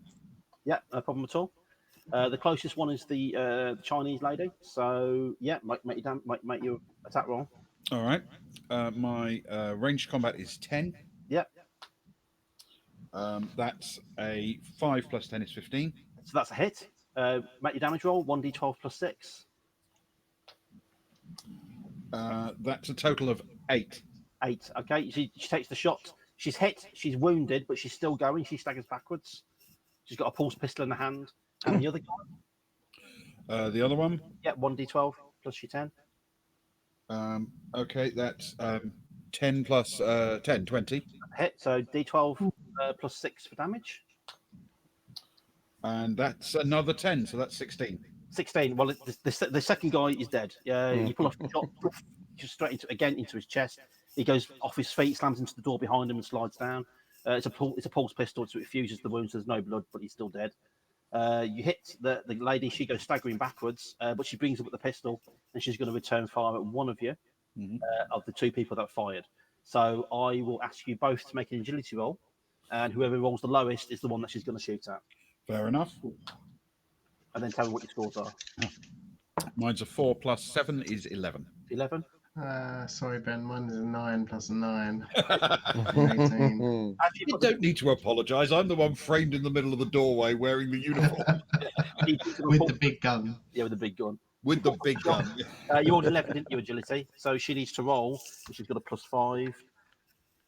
Oh, she rolled a 9. So she hits. She pulls off a shot with a pulse pistol. It slams into your chest, doing 6 points of damage. Okay. 8 points of damage, sorry. 8 points of damage. Okay. Yeah. Great. I am hurt. I'm down to 7 hit points. Yeah, hit you in the chest. Yeah, it hurts like a bitch. It's like being punched in the chest with a laser bolt. By the way, do I get anything for the flak vest? Oh shit! Yes, roll a d4, and you reduce the d4 from there. Yeah. That's a 5, so 2. Yeah. So so you only take 6 points of damage. 6 points of damage. Okay, I'm still quite badly hit, but I've got 9 instead of 7. Yeah, she goes staggering back. She's got a massive gaping wound in her shoulder from where you shot her, and she goes staggering backwards. Okay. Luke, do you want to do anything? I'm enjoying watching my colleagues fighting very, very, very, very bravely. I'll take a shot. Come on, in for a penny, in for a pound. I was the one that suggested we do it, so I suppose I better do it this one. I better put in a token effort. So she's trying to move out the way now. She's hers. It's a 12 to hit. Okay. My range combat is an 8. Plus a 7 is a 15. So roll 1d6 plus 6, and I'll be honest with you, as long as you don't roll a 1, yeah, she's out. 5 plus 6, 11. Yeah, you shoot her, and that finishes her off. It hits her in the other side. She sort of spins around, falls down to the ground, gun goes flying out of her hand. All three of them are very, very dead. I'm going to blow across the blast pistol. Pleasure doing business with you two. All right, James Bond. Yeah. Great. You're all right. You weren't that colour when we came in. What do you mean? Red. Yeah. It doesn't really suit you. It's not your colour. No. No, I know what you mean. Yeah. Do you want a hand, Link? Truthfully, no. I'm back up. I think the sooner we get this thing and get off here, the better. Those guys were clearly searching for what we're searching for. Yeah. There's going to be more before too long, I'd imagine. Let's get it and go. Well, they certainly weren't searching for explosives because you can't move without finding those. Maybe they were searching for small robots, toys. Maybe. I've heard they're one of the only things that survives explosions. Them cheap dolls. They should just make the entire Star Trek out of that. Isn't that a Red Dwarf thing? They should make it the entire Star Trek about the same stuff. So through this control room, by the looks of it, they're in the right area. If they were looking for the same thing that you guys are looking for, but yeah, obviously they've torn this place to pieces. Literally pulling the drawers out, taking the drawers apart. The works. There's a lot going down here. And this is as equally as empty as the rest of the ship. It's been stripped out already. They were just going through empty cupboards. Even the chairs are gone from in here. The computers have been ripped out the walls. All it is now is just alcoves with wires hanging out. That's it. So yeah, it's been torn to bits. Okay, cool. Through the door on the other side, when that slides open, there's a lounge in there. It looks like they've already been through there. There's a lounge in there. The only thing that's left is the table, and that's only because it's been riveted to the floor. And then you've got offices ahead of you, and then the robotics production is to your left.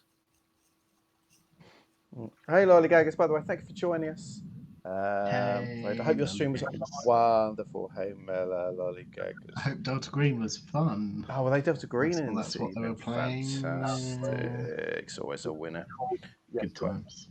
Well, we've got a special treat for you guys. Yes, as Lollygags has noticed, Deep Space is happening. So you see John's here. I know that the Lollygaggers know Dark Places. You've joined us numerous times when we've been playing it. And so, hey, 3OK. Thank you for joining us. In fact, if I remember rightly, the Lollygaggers were the first people that I ran those Dark Places with when it first came out. Fantastic. Oh. Gen Con, I think it was. Oh, perfect. You see? Unless I'm misremembering, Lollygaggers, please feel free to correct me. Because I'm an old man and I don't remember things. I don't even know what I'm doing now, to be fair. See, there you go. Gen Con Online. The Lollygaggers are cool folks. I'm not surprised at all. Yeah. Cool, very cool. Won a good game. Anyway, get through to the lounge. You got, like I say, you got the offices in front of you, and then to the left, robotic production. All down here is the same as the rest of the ship. It's been stripped. There's wires hanging from the ceiling. There's whole panels missing. They've even gone down to the fact they've even taken out the controls for some of the doors. They've even snipped those off as well. Obviously, the security controls are probably a lot more expensive in this place than they are anywhere else. But it's it's an absolute mess. I take it you're heading down to robotics production, yeah? I think that'll be the plan. Yep. That is the plan. You go into the robotics production, and again, it's the same story. It's been torn to pieces. There's nothing there. And what are you going to do? We need to look for the secondary workbench. Quick, the secondary workbench. Secondary workbench, L-shaped thing. Yeah, bracket. So, the secondary workbench is there. It's on the left. It's called Comp. It's basically just laid out. It's already been ripped to bits by the looks of it. The actual mechanics have been left. All that's left is the frame of the actual bench itself. That's the room. Again, with everything else has been ripped out. when you get to it, the mountings are all still there. So I will ask each and every one of you, please, to make a subterfuge roll to see if you can find what it is that you're looking for. Okay. Somehow, I don't think you're going to fail, and I don't know why. It's just a hint. You say that. I rolled a 3 for a 14. I'll get out. That's a 19. 19. Well, I couldn't see it. I'm still thinking about the sad loss of life earlier. That people are just dying for this thing, and it makes me very sad. So only hitting 11 in total. Oh, mate, you're fired. So, basically, you rolled a 1 finally when I didn't want you ruined it. So yeah, you go over to the bench, sort of going through, and then out of place slightly is an L-shaped bracket. When you hold on to it, it's just a magnet, and it's really, really light, which is a bit peculiar. So this must be what it is that you're looking for. And when you do take it off, on the back of it, you see embedded in the metal is loads of hidden circuitry all the way around it. So this must be it. This must be the data. This must be the data storage. Fantastic. Okay. So part 1 complete. Part This is only part 1. Get out of here. Part 13 for me. I've just broken it up into smaller chunks, Link. No, I'm just pointing out that I'm not planning to retire here and live the rest of my life, however short that may be, in this room. That's a nice room. Did someone say retirement? Yes. You're so close. Did I mention? How many days now is it? Retirement. 2 weeks. Yeah, man. And on your wedding day as well, when your son was born, 3-legged cat. Yeah. I've completely lost track of the story now, to be fair. Apparently, it's piling on. She's only got 1 leg or something. I don't remember. So, what? She's lost 2 since we've been here. Oh no, mate, you would.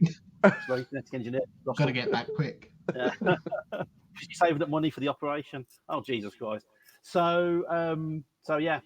So in the robotics room, well, what do you want to do now? You've got what you came for. I'm wondering if it makes sense, because we've kind of left a trail of destruction, alarms, and open doors behind us.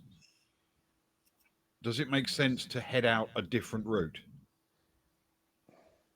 That makes total sense. Yeah. I think I'm fully behind that plan. If we were to basically either find a different escape route, literally a different ship or something, or get back to the shuttle and try and fly it out ourselves, but go out via the fuel section. Yeah, that part. The shuttle that you came here in actually has interstellar capability. It's got a jump engine. It has, I mean, you're probably guessing maybe it's got a lineage of about 10 light years, but you can use this to get out the system. As long would that get us to safe space, or? Yeah, well, probably to the next friendly planet. That's not in the conglomerate. Okay. I say it's a big ship. It's a 30-meter long ship. It's a big ship. Yeah. Okay. So theoretically, if we can get back to that and onto that, we can literally jump out of system and be gone and out of the way and mission complete. So you reckon come back down through the fuel, or underneath or over the fuel tank, whatever it is. Yeah, if there's a route from there back to the bay, I don't know if there is. Well, from your experience on these ships, the airlock just above the robotics production, that is a passageway over the fuel. It's like an inspection passageway. So you open up a door, it's like a gantry going over the fuel pods and out the other side. That might be the one then. Well, that's fair enough. What happens at the other end? Is there a route back to the hangar? There is, yes. Yeah, you can go around. Let me just go into my version of the map, actually, which I can see a bit more clearly. Yep. You just follow the corridor around. That line above where the cargo area is, you can get past there. Up and then right. It will take you through the main doors going into the cargo area, though, where the ship used to stop. So. One last confrontation with our old pals if they're still unloading. Link, but it might be fewer than going the other way. It sounded like there's at least a few the other way. We had no alarms, no surprises, and no airlock alarms, which actually may be handy. Yeah. Okay, let's give it a shot, because people may start wondering why there are alarms, and then later, when they're poking around in here, they may wonder why there are all these dead bodies, and it may arouse curiosity. Is all I'm saying. Somebody check CCTV. Oh shit, it's gone. Oh come on, Frank! I told you to leave that till last. Okay, so no worries at all. So heading to the fuel gantry, yeah. Yes, I think so. That's okay. Yeah. So, absolutely. You can get through the airlock. That's fine. That cycles through. I'm going to ask you, each one of you, to make a subterfuge roll, and every person that fails the subterfuge roll, please roll a d12, and then let me know if you roll a 1. Okay. So subterfuge first, and we're looking for 13. Yeah, I and if you did fail, not.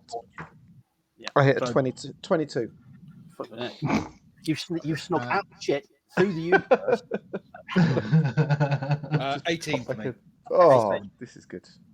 Mine is a mere 15. Okay. Oh dear. You passed, but not well enough. So yeah, you go through. Yeah, the fuel gantry, just not like an old school. It's like when they use an old industrial centre and pretend it's the inside of a starship. It's basically like that. Yep. On a TV show. So because they can't be asked to build digital sets. I don't know why I'm going off on a tangent. So you walk across this gantry, across the fuel area. Most of these fuel cells, by the looks of it, are all empty. There's barely enough fuel here for it to make a single jump, let alone make its way through space. Okay. You go out the other side. You go past where the computer engineering and the cargo area is. And now you've got that last little bit of corridor heading up where it goes to the right. And I'm going to ask you again to make a subterfuge roll. And anybody who fails, roll again and don't roll a 1. Okay. 13. 13, you're cool. Mine's a 22. And 22. Nice one, everyone. So, using your rather well spread selection of skills, it's my own fault for saying, oh, fuck me, subterfuge it is then. Talking like Richard Burton. So, yeah, you head up the corridor and then you turn right up to the doors. You walk up to the doors and the doors are open already. And I'm going to ask each one of you to roll a d12 and I need to know if anybody rolls a 1. Okay.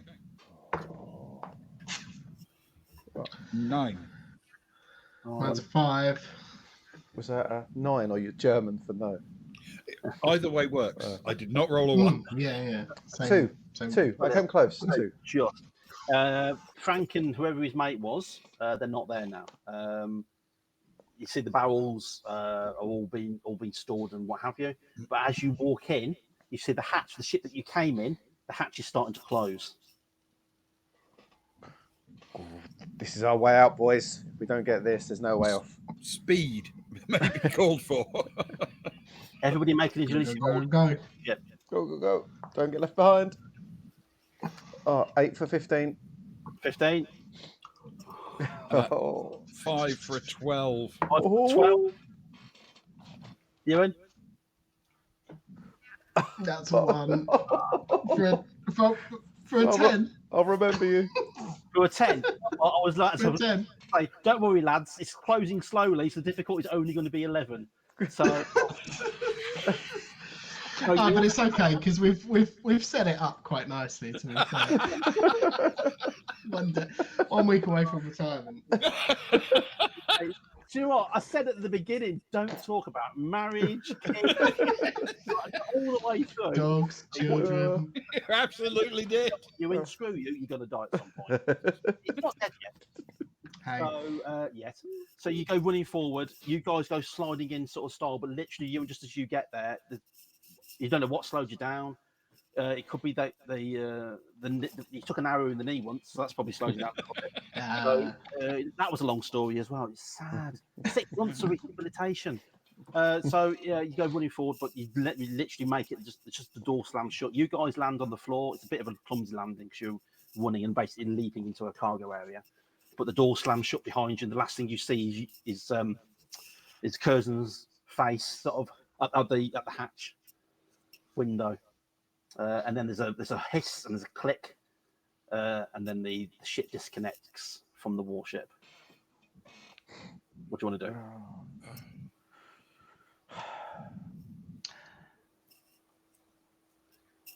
Link, should it be you or I who comforts his fiancée? That sounded kind of weird. It really did. Curzon's taken out the robot and trying to find somewhere to stash it on the outside of the ship so they can take it back. Yeah. Yeah. Basically, the ship just detaches, and sadly, Curzon's left behind. The ship isn't automated. There's probably 2 people on board. Well, what is it you want to do? We've got to take control of the ship first, haven't we? Yeah. Whatever we choose to do. This may be time for a blaster rifle. You stand in front of the window so I can shoot you. So, yeah, you get up to the cockpit. It's only a small ship. It's literally out the cargo hold, long corridor, rooms either side, cockpit's at the end. It's all open. You go down, and these aren't officers. These are just 2 engineer working grunts. They're not going to put up a fight. So, yeah, as soon as you walk in with the rifle up, they're like, oh, fucking take the ship. You know what I mean? I've made the payments. Go. So, you know what I mean? They're not going to put up a fight at all. The ship's easily navigable. So, by the time you've changed course and the control centre's figured out what's going on, you've probably already navigated and you're able to jump. Well, the question, I suppose, is do we go back, drop these 2 guys back on the ship and try and pick up Curzon? It's risky. You know, I didn't want to tell you until we're safely away, but I'm 1 day away from retirement. And I think Curzon might have been a double agent. But I ain't fucking going back. Quick flash cutscene to Curzon pulling a lighter out of his pocket and looking around at all the explosives as the ship pulls away. Excuse me. What do you want to do, guys? Done it, Link. It's what he would have wanted. So you book it. Let's go. Let's get home. We'll tell stories of heroism. I'm terrified we now have to roll a spaceship flight check because I'm not good at that. Don't worry about that. Suddenly you attacked. No, you're not. So the you put forward. Can only be pilot. Well done for putting all your skills into subterfuge. You get shot out the sky. So yeah, you blast off. You lay in the navigation. You've got your escape course, and you jump away back into safe space. So done on a completed mission. It turns out that the information that was on this disc, which is disclosed later, not to yourselves, but this is what you put together from what happens. It's the fact that the supreme leaders of the conglomerates were actually working in conjunction with other agents across all different nations. And the idea was to steal a British warship, pack it full of explosives, fly over to a neighbouring nation's area and smash it into a civilian area and detonate it, therefore starting a conflict between those 2 people. But it's actually not only backfired on them now that you've got this information, which is all on this detail, which this intelligence officer had gathered. What's enraged the conglomerate is the fact that that their own supreme leader was in cahoots with other nations to do such a thing. And as a result of that, 2 weeks later, they are cast from power. And their entire system of government begins to collapse. So other nations are now stepping in, trying to help out, trying to get things back on track. They're trying to go back to what they originally wanted as the conglomerate, to be a free nation. And now that they've actually got rid of these people, hopefully their future's looking a little bit brighter thanks to you guys. But the good news is, 3 weeks later, on the day that he's supposed to get married, see his dog, see his kids, see his mom, see his family, get promoted and retire, you're handed over in a prisoner exchange. And then one day he walks back through the door, alive and well. Unless he did blow up that ship. What did you do, Curzon?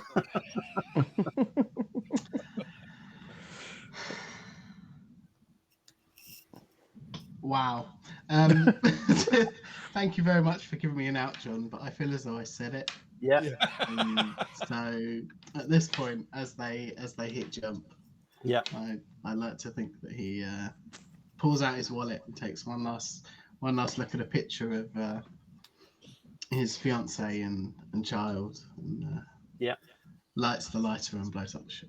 The ship explodes, and not only does that destroy the asteroid and everything around it, it's also proof that the ship was a hulk of a ship was packed with explosive.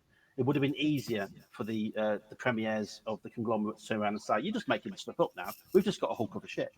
But when a vessel of that size, which has already been stripped and everybody knows it's been stripped, explodes like a small sun, then yeah, you know somebody's lying for their teeth. So you and your actions actually helped cement the truth behind what was happening over there. And the only thing to survive that explosion is a small wind-up. Oh, robots. Also, can I just say, Marks, I know you were feeling a bit down about the murdering part of the mission and everything, but we didn't abduct those two guys. We rescued them. We did. I would say, all in all, a 100% successful mission. 100%. Mission with no drawbacks. No notes. What was the name again? So, well, that's the end, guys. Thank you very much. Oh, thank you. Thank you John. so much. That was really good fun. Thank you. Brilliant. Well done. I'm glad you got into that. And yeah, I really enjoyed winning that. Thanks for coming out and playing. I really appreciate your time and your efforts. Well done, everyone.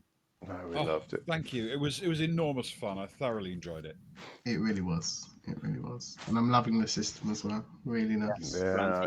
Good thing about it, it puts a little bit of power back into the hands of the GM.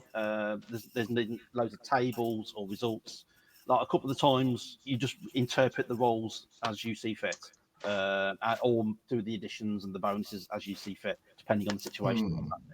It's nice and simple, and it's light, and you can do what you want with it. I'm a great believer in that kind of thing. And you said there are currently 3 versions of this rule set for different genres? There's this one. There's 4 versions, actually. There's about to be 5. Okay, there's this one, which is Deep Space. There's Department X, which is the X-Files version, set in 1996, I think it is. Okay. Also very good. Sounds good. There's Night Stalkers, set in pre-war 1930s. In the big city, where investigators and private eyes hunt down Cthulhu horrors. With a fantastic cover by Dean Spencer, who does loads of stock art on Drive Through RPG. Check his stuff out; it's really, really good. Okay. And then there's Submerged, which is a post-apocalyptic frozen Earth one where everybody gets around in submarines.